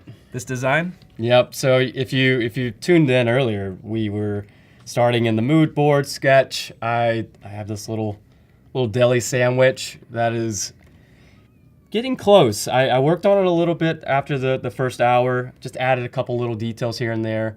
But the next phase I wanted to focus on, I'll get back to my sketch over here to the side, is some typography. And this is the part where it's gonna be a little redundant because we're just gonna be repeating the same step over and over, but it's gonna hopefully come together in this little cascade, blocky form, right? Awesome. So as far as like the typography itself, are you trying to match the typography style with the character with the sandwich? I mean, there's degrees of it. I mean, because I don't know, this is a sans serif font. I don't know what the sandwich should be if it was a font. Right. But I think there's parts of it, like what's playful to me, right, what seems like the right balance. Right. And honestly, I in these moments, I go back to my mood boards, and this is what I started with earlier. And I'm like, all right, I've already been thinking about type. I know it's kind of like a sandwich shop kind of place. I think this high street deli is a great example. You know, that's a possibility. But when I saw this slam dunk, and I've explored those types of letter forms before, and they take a little time, but they're really fun when you can do it. That slam dunk is amazing. Right? And it's like almost in the color scheme of the sandwich too. So I mean, that might actually be some of the reference for color too. That's awesome. Okay, so we have our little Sammy, and I always like to do this. Let's do a little outline mode real quick. Look at that. Let's see these little points. Dude. All our little shapes, all vector. So clean, man. It's fun. This is probably the most satisfying part about any process, is just reflect back on it. What could change, what could come in and elaborate on. We already got some people back in the chat that are excited to see the sandwich finished. So you definitely got some hungry fans over here. Sweet. So I did, back to your conversation about type. Dude, I did already think about a really cool font, that thing is clean. I do love this font as is. Like right there could be just. That alone is like, that's a shirt design. I know, right? Sheesh. So I'm going to use that as my base. So this is kind of the territory for this approach for illustrating these letters is we're gonna outline this thing. There's no going back. So making sure that you don't have any typos is really a critical move. That makes sense. So there we go. There's no going back. Now we got outlines. Dude, I mean, but beautiful type. Like, what is the name of that font? Oh, it was, where was it? It's like Azo Sans. Uber regular. A's are okay. Yeah, Yeah. I gotta add that to the collection. It's a good one. 'cause- This little R sold me. I was no, like, that's a nice. It's nice perfect. letter. Like it really fits the playfulness of the illustration and the Nice, style, yeah. the curves. Like Perfect. That's what I want to hear because that's what I was thinking too. So Good that was job, in my man. head. All right, so I'm gonna reference back my always. I'm gonna start with. So there's a lot of different things happening here. So the first thing is I typically take this one letter at a time. So I'm gonna start with this A. You see this A is kind of skewed a little bit. Yep. I'm really only focusing on just the top face of the letter, not any of the depth yet. So with that, I'm going to kind of bring things off to the side. yep, I'm going to bring it back down. I'm duplicating because I want to keep that consistency up top just Yeah. for reference. yeah, And then, like I said in the last stream, my trusty Transform tool. transformation tool. yep. It does wonders, I'm telling you. All right, so, and this is kind of the gray area of I'm distorting these shapes. Right. It's no longer that font. It's not the font anymore. It's Yeah, it's my own version that's skewed and it's outlined. distorted. It's art. So might also help since I'm thinking ahead. I'm thinking that my shadow, darker pieces of this perspective is gonna be probably on the darker side. So I don't want to interfere with that. So I'm just gonna use just a placeholder for right now, but it might stay. Who knows? Red's pretty good. Perfect. So you're looking, or your decision making at this point is you're like thinking about how this is going to contrast with the illustration. Got it. Yeah. So I'm just gonna darken this. And the perspective that you're using here, it doesn't necessarily have anything to do with the perspective of the illustration, right? No, because each of these letter forms are going to be different perspectives. That makes So sense. the only thing to think about is each letter needs to be consistent with those angles. So you'll start seeing like the line connecting that corner point of the darker A to that lighter A. Got it. It's got to be consistent all the way through with the points. Got it. So it's consistent independently within itself, Yeah. but not necessarily with the entire illustration. Yep. So, and this is the redundant part where it just takes time. I find it very easy to have a stylus for this because I'm just clicking and Right. pointing. This is where outline mode comes in. Right. This is where it gets really crucial and critical because you can lose your spot so easily. Right. And again, you can do this many ways. I'm not trying to say this is the only way to do it, but this is how I like to do it because I have more control at the end. Right. Because Because then, now you can select every individual. That makes sense. so we can start thinking about Wow. Quick, bro. this. So this might be where this comes in. I'm thinking of, Sick. let's see, I think of 3 planes because this is a 3-point perspective technically. Yep. We got our face here, we got our left perspective, and we Surface. have our bottom here. Right. So those are really the deciding factors on color. And this is also interesting. I'm just gonna make it a point Nice. since that letter form had a little indentation. Nice. Okay, that's all right. Dude, See what I mean? amazing. Amazing. So I was nervous for you, but now I'm like, now it's just- now I'm excited for the ride. Like I'm Yeah. excited to see where this goes. So this is where I think the more that you do this, you'll realize what angles make the most sense Right. from the next letter on, because they need to be legible and they need to Right. still be playful. Right. But how do they work together? Because it could easily Yeah. just be like some other word. You know what I mean? Because Yeah, they're separated. you still want it to feel like it's actually reading. Yeah, so this is a little bit of a nuance. I mean, I could find out on my 4th letter that it doesn't work. I've been there, and then I have to start over on a couple of letters and Wow. change it. But Wow. we know what we're getting into at this point, though. So I'm thinking, honestly, maybe the letters change in colors. Maybe this is a green. Awesome. This is like a kid's book. Awesome. Yeah, so I mean, you're still keeping the same color scheme as the sandwich, right? For now, yeah, I might change that, but I think for now, just getting the forms, I just know it's going to take Right. so much more time. Right. I can get lost in the color so easily. Oh, of course.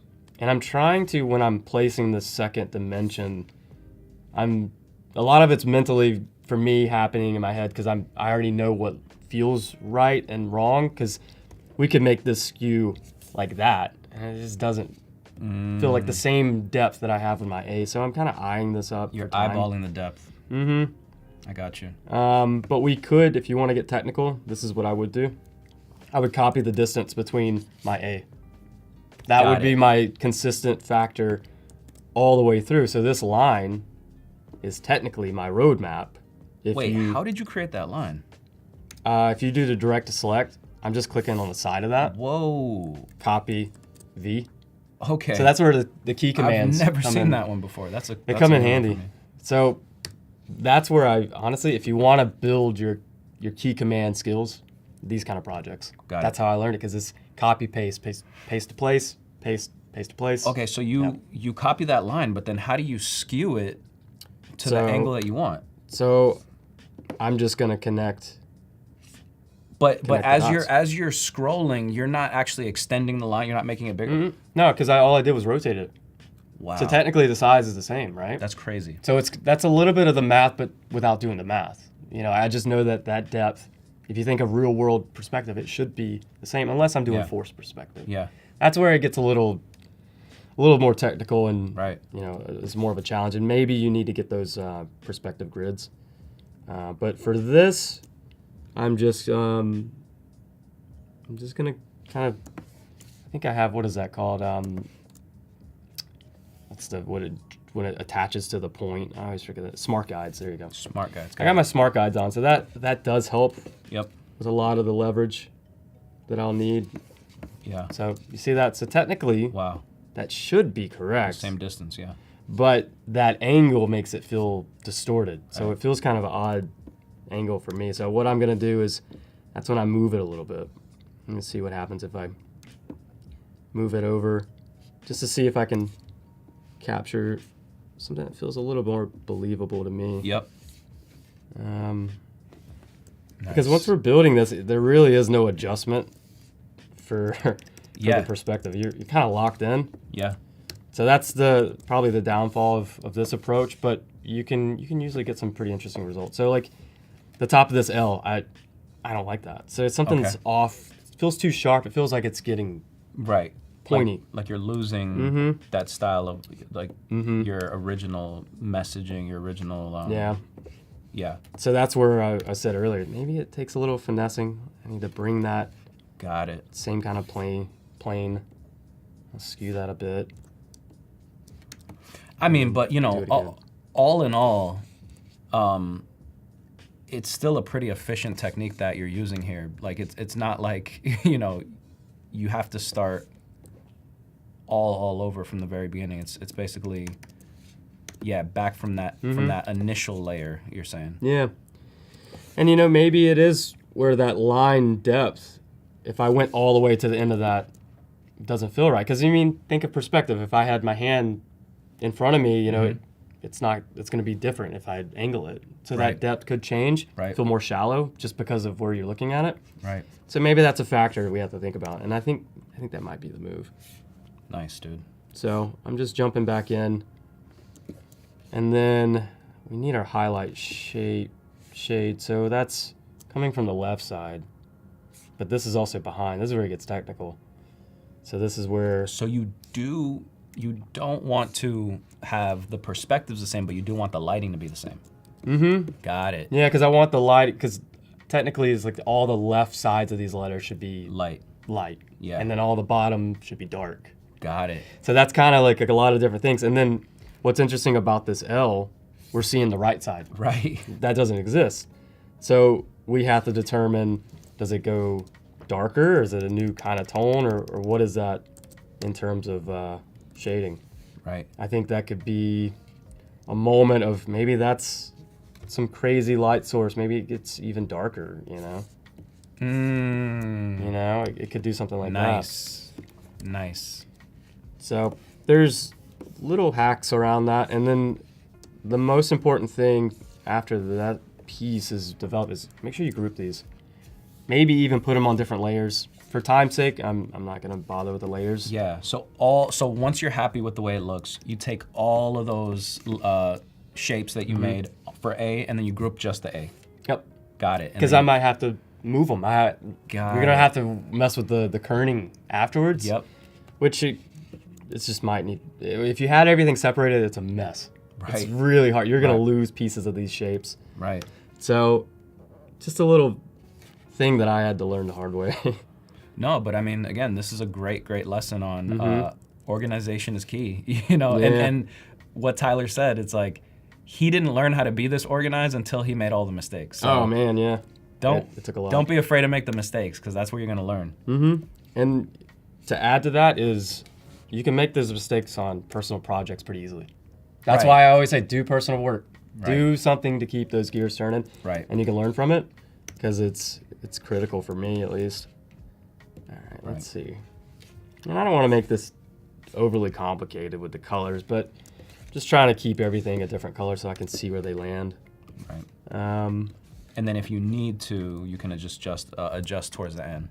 Yeah, just select all of one color kind of thing. Let's see what we're dealing with. Maybe there's even some moments where it's like simplicity. Maybe I'm using like, because that red would technically be the shadow of that pink, right? So we can develop a system as we're working if you start limiting Right. the color palette. And I think that says a lot at the end. There's been times where I've gotten to the end, I'm like, wow, this works so well. And it's like, oh, because it's only 5 colors. Right. Or 4. Right. Typically it works better that way. Yeah, and then again, going back to consumer products, right?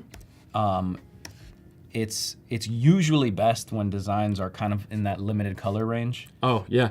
because it's going to be cheaper for the client, cheaper for the client, cheaper for the vendor. Yeah. Because at the end of the day, you know, we're having fun over here, but consumer products is all about making money. It is. For the, you know. And it costs a lot of money to make these things. So Right. the more colors you have, the more problems that could happen with printing. Right. The more money it's going to cost to print it. Right. And that's why a lot of pretty fun fact of what the industry's doing. I mean, the CMYK printing is pretty fascinating to me because Yeah. you can do direct to garments. Right. And there's no Pantones needed. So Pantones would be every single color you see. Wow. It's a new ink. Wow. You know, like screen printing.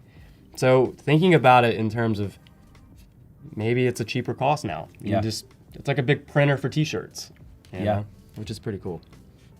No, dude, that's yeah, good tips, good things to know. You know, at the end of the day, like even when creating fun designs like what Tyler's making, like there's still a process that needs to be done at the end of the day. So yeah, no, we're seeing this in real time. And you know, again, I'm not being too critical on some of these. I'm just kind of seeing what works because the hardest thing for me in these type treatments, it's the color, because the color is what distinguishes it. It changes the letter completely. Does.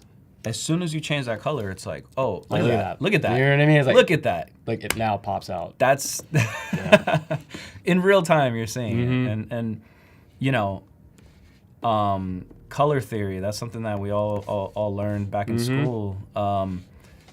It really changes how you feel about the design. Gives it meaning. Gives it meaning. It makes you feel something. Like now, as soon as you made like that W, that lighter color, like now it almost looks like a little bit of that loaf of bread. You know what I mean? Like Yeah, it does. So it's crazy, man, how just a simple change of color will completely transform the design. And that might be a callback. I mean, what if we made these letters look like pieces of bread? Could be cool. Right. It just takes more time. Right. All right, let's see. Just building each letter. And it just takes a little time. I mean, we might not get to all these letters, but I think the takeaway is how to achieve some of these looks. Awesome, man. And it's just Dude, connecting so dots. I mean, just looking at the chat a little bit, yeah, we got a lot of love in the chat, man. Everyone is loving what you're doing. There was a comment that I didn't address on the first stream. Is When are we gonna get some Tyler exclusive merch, bro? Dude. I've been working on it. When are we gonna get some T-shirts, man? I've only done one shirt. I did it last year, but I haven't released any of it. So Which is crazy. I'm building it. I want to do an official launch here soon. Honestly, and smart. So there's more options. I just don't want it to be one piece. Of course. I want it to be a collection. But Of course. I've been working away. No, that's you heard it here first, guys. The exclusive. The exclusive drop. If you're not on Adobe Live right now, you're not gonna get this. This knowledge. Yeah. So awesome, man. Support your local artists. Yeah, and it's and you know I like your thinking about that. Like you want to be a little bit more methodical. I know when it comes to like merch, like sometimes people just they don't have like themes behind it, and then it just kind of feels like you just don't want the merch side to turn into like a job or a chore. Yeah, and especially when you're investing into it. I mean, we just talked about cost of a company. Yeah. It's typically more Yeah. for the volumes that we would get because Yeah. we're lower volumes in count, more money it costs. 100%. And that's where it's like it's an investment. I mean, I could make 500 shirts and not sell but 2, and then I'm stuck with a lot of shirts. What do I do with them? Yeah. So that it is a timing and an investment thing that I have Yeah. to always think about. Dude, we got some funny comments in the chat. Like they're trying to name your sandwich. So Oh yeah, what's some names for it? What kind would this be? Just to look back. we got Bredger Brett. and we got Pat Strami. Pat Strami's pretty good. So Mr. Pat Strami. So thank you guys for the names. Good restaurant name, Pat Strami. Right, Right? dude. See, You going to Pat Strami's after this? always thinking. They've got of great the merch. brand. Yeah, that's hilarious. Man, we got another comment in the chat Yeah. from a good friend of mine, Chris Tobar. Are we Hey. are we gonna see a collab between us someday? Dude. Of course, man. It's all time, man. I think he's lying, guy. No, I'm just kidding. Yeah, nah. We'll right now. I think I can see that in the future for sure. It's gotta be right. I think it's for sure. I mean, especially what I was seeing you do on the Photoshop wizardry earlier. Yeah, appreciate it, man. It's cool to see you at work. Dude, just combining worlds, man. I know, man. But honestly, like, I don't know about you guys in the chat. Like, I'm inspired to just get back on Illustrator and just start doing stuff like this because Dude, it's fun. This is so fun to me. yeah, yeah, man. Like, look at that. I mean, these It's just coming together. little worlds happening in each of these letters. So Yeah. much personality. And you know the best part, I swear, is once you've made these, going in there and adding depth, adding highlights on like the rim lighting on the Right. A, or like another little detail of shadow, really sends it over the edge. I was about to ask you that, like, are you making last minute decisions based on the time that we have of how much detail you're gonna put into this? Yeah, because I mean, I would love to get to hungry. Hungry's that's a big word for how long it takes 1, each 2, letter. 3, 4, 5, 6. about the same, isn't it? Yeah, dude. Look at that. It's gonna take, almost. Let's see if we can run through it quicker. And maybe there's some. Let's see. We could reuse the Y. Perfect. That's it. That's one letter that helps me. Because we can reuse that because it's on a different line. Got You won't it. be able to see it so much as a clone, Got it. which that helps too. All right. So look at that. He chose a phrase that is even harder to replicate under the time. There's only one letter he can replicate, guys. This is I don't know true. if that's a good thing or not. Puts me under the time restraint. This is called doing it for the love of the game. That's what Tyler I'll take does. that. I'll take that. Because Awesome, man. I literally thought about the idea, and I had a whole different idea. Not that long ago. Really? Yeah, and last minute, I realized, oh man, I haven't illustrated some food item in a while, and that's my go-to fun zone. Right. It's just something fun about the style and the inspiration I'm eating every day. You see it. Yeah, it's like, I think it's because it's just like, it's so relatable. Like this design, this concept food, like this is gonna resonate between so many different cultures. You know what I mean? Like everyone's gonna understand like that's a sandwich. So Yeah. yeah, man. So this is one reason I landed there, and then the importance, like you said, I probably should have picked a shorter word or phrase, but it's like, oh, that makes the most sense for the concept, and that's something I've been actively trying to be more aware of. Is like it's the concept as a completed concept. What makes this the best reason for these things? Like why that word? Why those letters? Right. Why that style of illustration of the sandwich? And I try to connect those as much as I can. Right.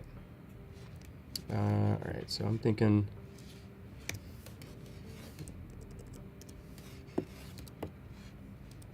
Yeah, and it's, again, this is just me taking in what you're making, like that pencil just through the sandwich. Like, not only is that clever because they put like those The little flags or something, the flags, right? Yeah. the toothpicks in a sandwich, but it's like the pencil, it represents so much. Like there's definitely a lot of like double meaning behind this design. There's a lot of play on words there. We were talking earlier, like we are designers and we're working in real life and we're making these decisions in real life, and we've never lost that hunger. So Yeah. that pencil through the sandwich just represents so much. So yeah, man, I think that's it's all those little details that really make this like next level. That's, no pun intended, that's the secret sauce I found. It really is. It's a little extra mile, and I think that's everything that we do. No matter your field, Right. you take an extra mile with it. I think that's where you start to not only impress your client or your peers, but I feel proud about it because it's like, oh man, that's exactly what I wanted, and it came to life.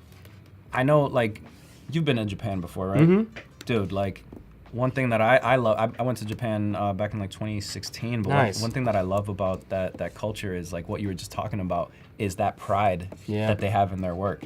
And so it's like it doesn't matter if you have like a super extraordinary job or whatever.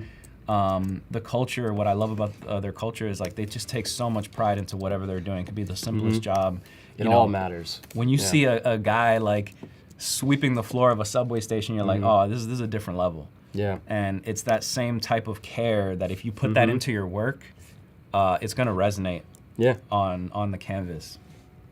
No, that's exactly it, and that's inspiring. And I was inspired from my trip, and whenever I can get out, just to see how the world is and what you can bring from that. Yeah.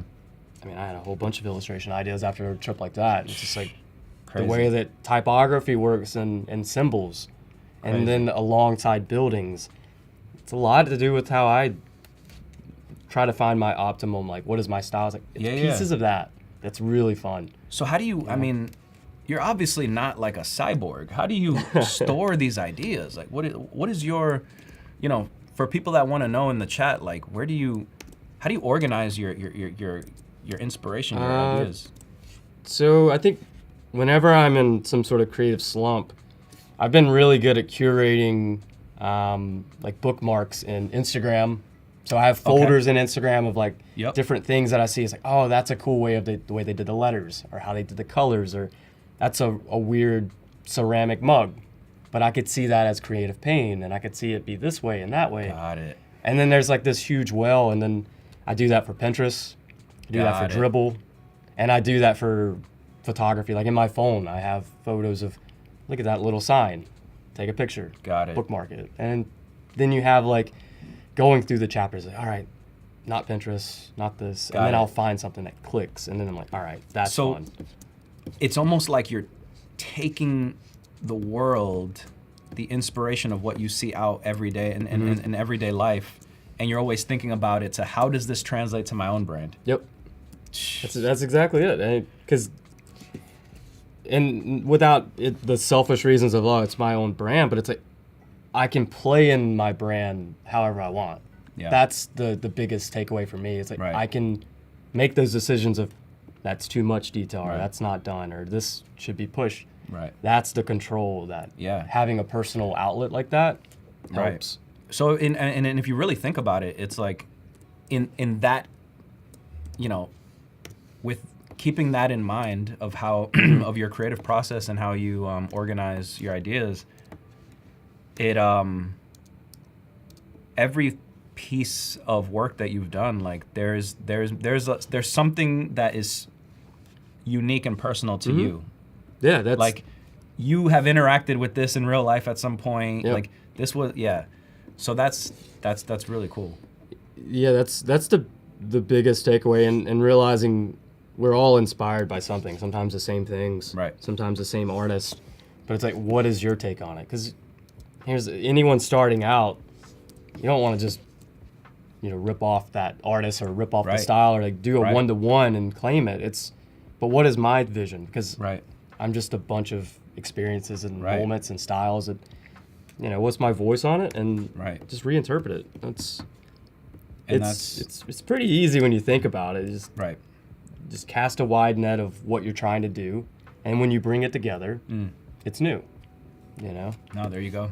That makes a lot of sense because I mean, again, even though all of the work that you do is 100% unique, it's a one of one. You're still, you're still realistic enough to understand like almost everything's been done under the sun. So Yeah. when you take away you trying to be different, because I think that's Yeah. that's a big roadblock, especially to like newer creatives where they're just like, well, what I need to be I different. need Like, my style. What is my style? What is my style? Yeah. How many times have you heard that? And I know you Yep. work with a lot of How students. do you have a style? How do you find that style? Yeah. Yeah. I don't feel like I have a style Right. still, but I have a place where I do gravitate that's fun and playful, and that's my outlet. Right. So I think my style, if I had to really define it, it's usually the idea is my style. Right. Because my idea through all the creative pain things I've done are consistent. I just came up with a quote, guys. This is an Adobe Live off the top banger. You ready? Stop looking for your style and start finding your perspective. Look at that. It is all about perspective. Come on. That's a good gem. So I think that's a really good way to get people to get out of their heads a little bit. You know what I mean?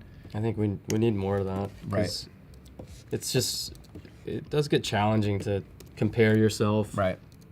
when there's so many things happening with social media. You see it all Right. live. But whenever I feel kind of like that unease feeling of like, oh, what do I do next, or what matters? Yeah. I was like, well, what's fun? What's fun to me?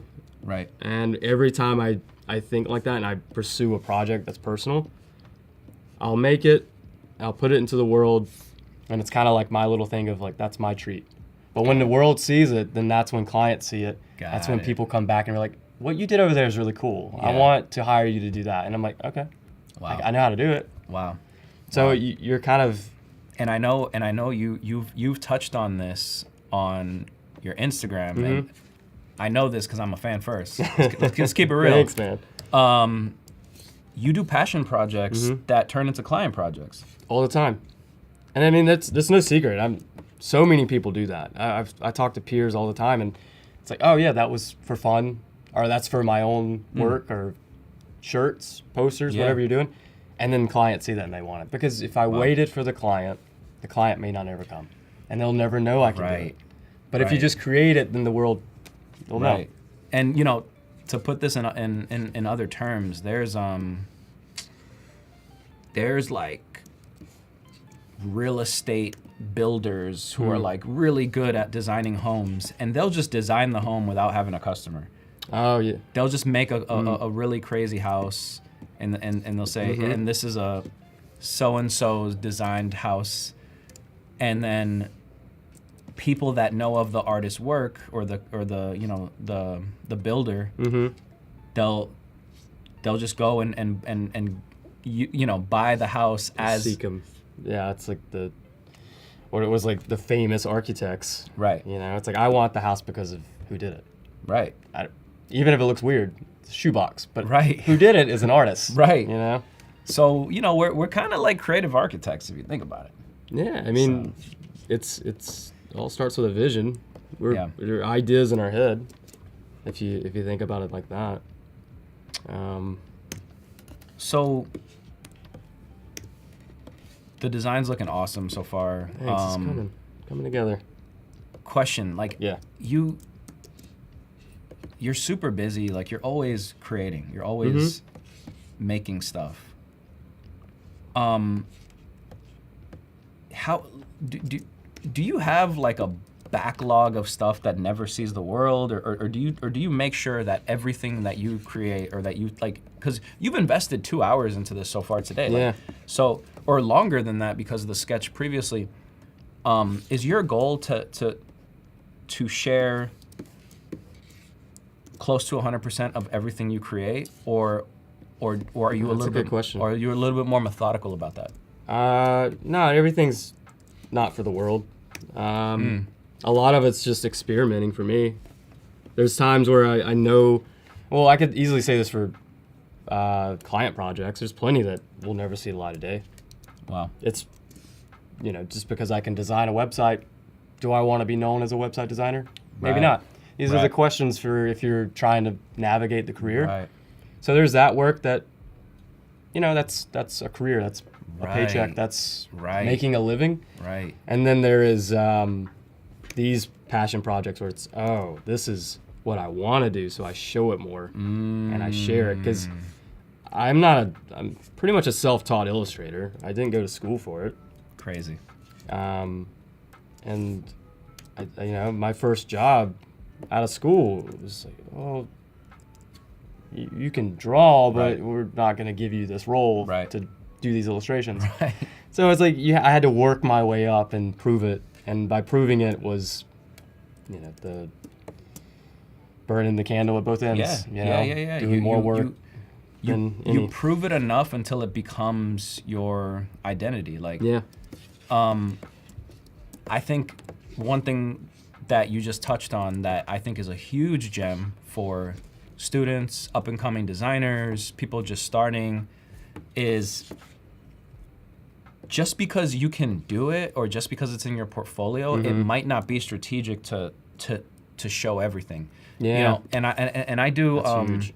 I do a lot of portfolio reviews for students and things like that. And sometimes they're just like, well, I can do this and I can do that. But Yeah. I think the bigger takeaway is, do you like doing it? That's huge. You know what I'm saying? That's where your experience shows real fast, because I did that when I was right out of school. It's like, I have a little bit of this, a little bit of that, a little bit of this, Yeah. but that's because I just needed a job. Of course.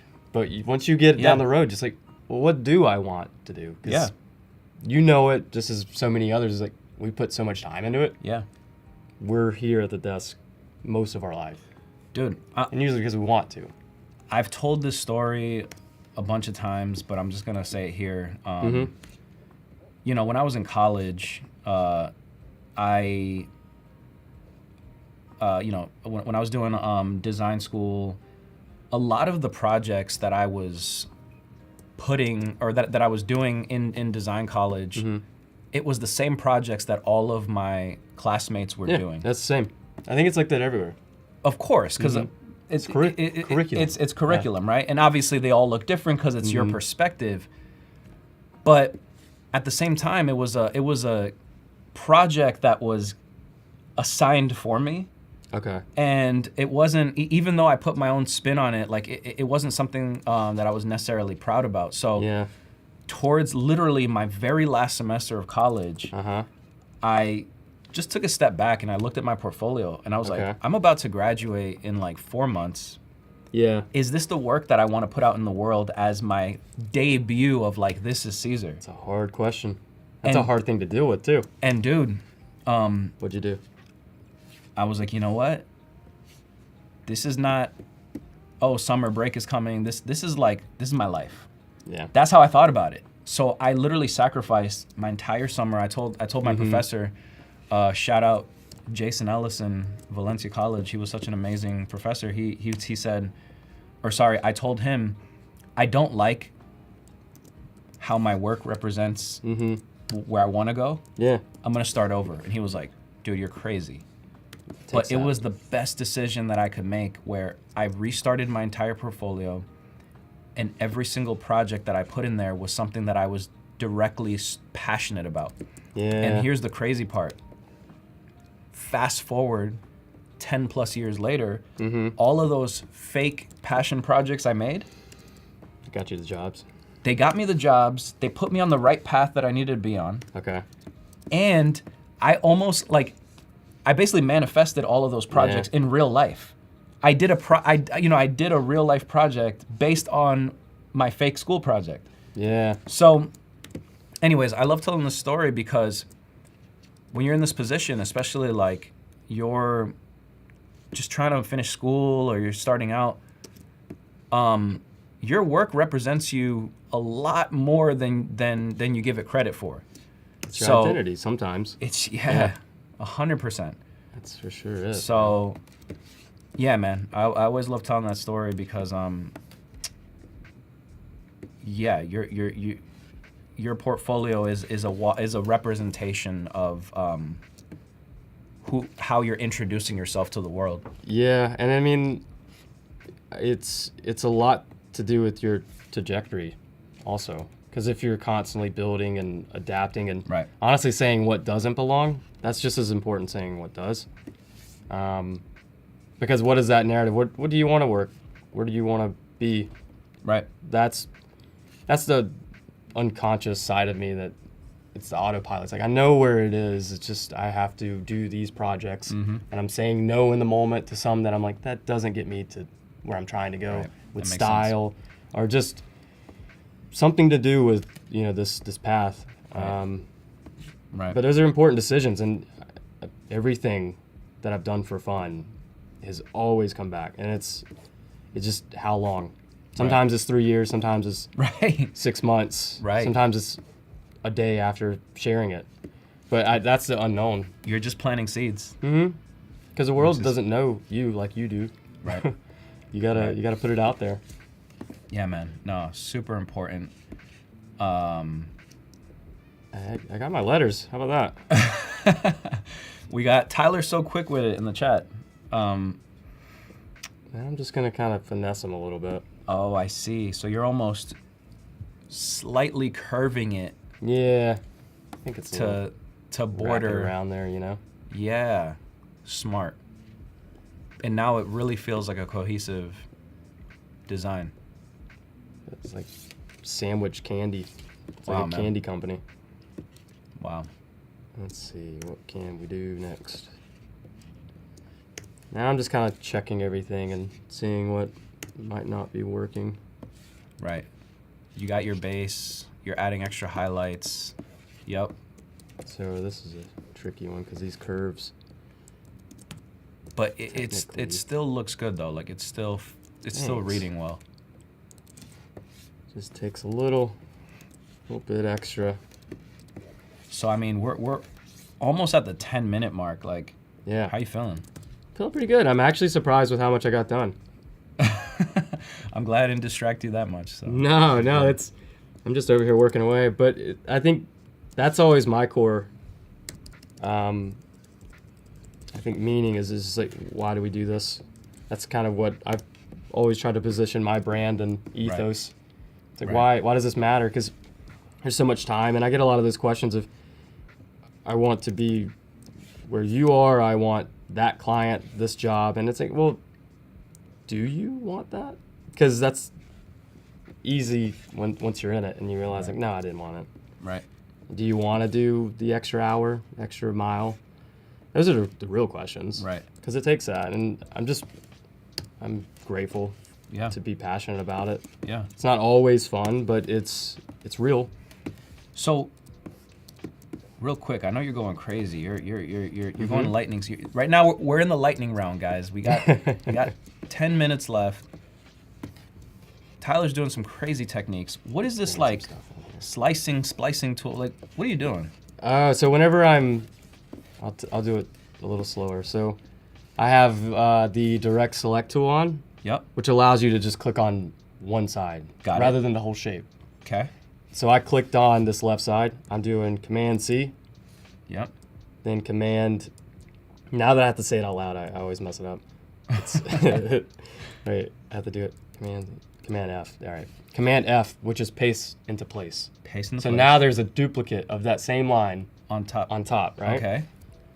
And then I'm dragging that line over, which is creating this margin between the shape that Yes. I left behind. You expand the line. And then I'm doing Shift M, which is Shape Builder. M. So Shape Builder is this. So then you can just make a shape there. So I'm now Command C, and then I'm Command Z, because I want to remove the line that I originally did. And then there's no cuts in that now. Okay. Command F. Now that shape is on Oh, top. you just created another So, sliver. so this is really why. Wow. I can move that shape. Wow. And it's just two. It's two shapes. Wow. There's no redundancy in the points other Wow. than I can edit it still So you basically rather than cutting into it. created a new reality, then went back into the past to go to the future. Spideyverse.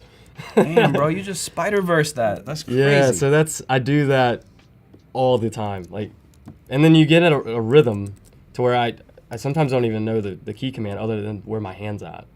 So then I'm like super fast with it. Yeah. But you can get through it quicker, which Wow. makes it a easier process. And the purpose of doing that, as we can see, you're making very subtle highlights that Yeah, just separate changes the it. letters. Like, that now changes it it looks plastic. completely. Now it looks like a piece of plastic, which is what I wanted. I wanted the playful, shiny plastic that Wow. is all that clean. All within the It's- same color scheme. Like, Yeah. crazy. So that keeps everything super minimal. My file size is reduced drastically. There's no 3D objects, which sometimes lag. Right. It's just all vector. And the only downside is you can't really edit the letters. But at this course. stage, we know that. We know before we do the outline, like, course. this is what we're going to be doing. Unless a client comes in, which happens. And they're like, yeah, we're going to do a different phrase. And I'm like, okay. Right. It You're gonna- I is chose what my it is. path. That's the way I know to do it. Right. But this is really fun. I'm pretty pleased with this. Dude, Um, I love the little typography at the end. Your logo, obviously. I'm gonna group these words now. I'm gonna group by Sammy. What do we call it? What was the name?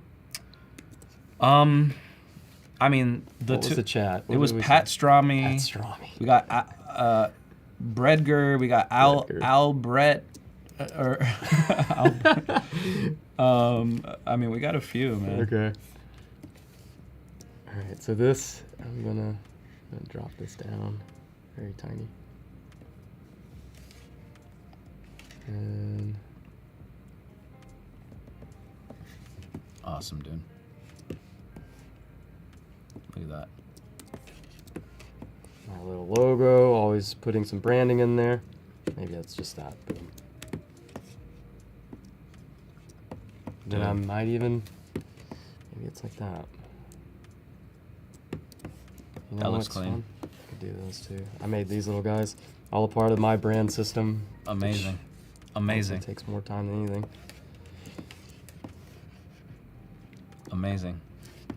And it's just like that little finesse, right? Like Mhm. it just really completes the design, man. Like Thanks. looks Yeah, so it good. comes together, right? Like it's not Looks so that good. complicated. It just takes a little bit of thinking about it. And then honestly, the concept was the hardest thing. Drawing that little pencil sketch mentally was the hardest thing. Not the sketch, but what is it? Right. Why these letters? What Right. sandwich? What's the style? All Right. those little things that's the hardest thing. Dude, I'm inspired, bro. Yeah. You just basically inspired me to go and make a brand system for myself, which I'm embarrassed that I don't have already. I'll say it's the hardest thing I've ever done. And it's not done. It's If I showed you that file, yeah, that's madness for me. I get it, man. I get it. It's like Mm-hmm. this is why I have 0 tattoos, right? No, same. That's funny, yeah. Dude, nothing against tattoos. I love them. No, but no, I can't decide. but it's like how do you commit to something so permanent? Your can't brand decide. is permanent, right? So it's like as designers, you know, it's like it's hard for us to really commit and make those decisions. But you know, another piece of advice that I give to newer designers all the time too is just like, don't be afraid to update your branding, you know, once every couple years. Oh Like, man, yeah, it's not forever. It's not. We talked about that on the previous stream. It's like these guidelines and rules right. are hard to develop, but there's a point where you have to realize it's going to change. Right. It's not forever because things change. It's just that simple. Right. What is going on here, bro? So Looks gonna do crazy. this classic little deli shop. pattern. Wow. Look at this, guys. What a treat in the last 5 minutes. Yeah, how are we on time? Or Literally, final? we're at the 4 minute mark now. Okay. But what a smart little element, bro. You're going crazy. I need to end on this. Okay. Maybe it works. Maybe it doesn't. Don't know. That's pretty cool. Oh, wow. Yeah. Look at that, man. Yeah. I think that's probably getting close. No, what do we have? Maybe 5 minutes? 4. 4? Okay. Now, how are we in chat? Any last questions? How are we Guys, doing? this is it. Last 4 is it. minutes. Any last questions? Any final thoughts? Other than Tyler, you crushed this. Thanks. What do we think? Is this a good sandwich? This is looking awesome. The pencil is on brand. Like, we got a lot of positive. Nice. A lot of positive comments in here. Oh, wait. No one said it. But I'm going to do it. Uh-oh. Guys, Forgot one thing. at the 3 minute mark, Who knows what I'm about to do? 2 seconds to say it. we got we got Tyler's signature. You know what? I'll use the pencil tool. How about that? Let's do it. I can do it with this. Yeah. Perfect. All right. All right, guys, you ready? Where should it go? The chat is just saying a whole bunch of other stuff. They're saying, what kind of chips go with this? Well. Pickles. Look at that.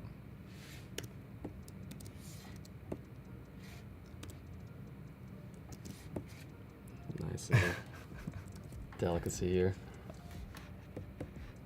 Only because, and here's the whole idea behind that. Yeah, please tell me, because I don't even know why. But I think hilarious. it's the last little piece for me to realize that don't take this stuff too serious. Smart. Because I spent how many hours on this? Smart. And I can get here and tell you about how it's great or good or fun or perfect, but no, dude, it's fun, and this Right. keeps it fun for me. Right. 'Cause It's that last. It's a laugh that I can enjoy and it's you like- get to gross out on. Right. Don't take yourself too seriously. Like, you know, it's like you sacrificed the sandwich just now, bro. Like we got to take this back to the manager, man. Like, what are we doing? Man, not my problem. Someone's getting in trouble, bro. Oh man, that's too bad. Not gonna happen. All right. Dude, We're killed there, it, aren't we? man. Killed it. We're at the 2 minute mark. We're about to be at the 1 minute mark. I guess where can you find me, right? Yes, please talk about that. Actually, Where can you find me? I didn't even tell the chat where you can find me as well. Cezar Arvelo on Instagram, CezarArvelo.com. Just simple. Dude. And then catch me at the Creative Pain. Look at this little guy. We finished it. It's close enough. I'm gonna work on it more, but Yeah, that's pretty much it, man. dude, you killed it. Yeah. Follow me on social. it, bro. The Creative Pain. Tyler Pate. Congrats, brother. We did it. We This did has it. been a day. Amazing. All right. Catch you later.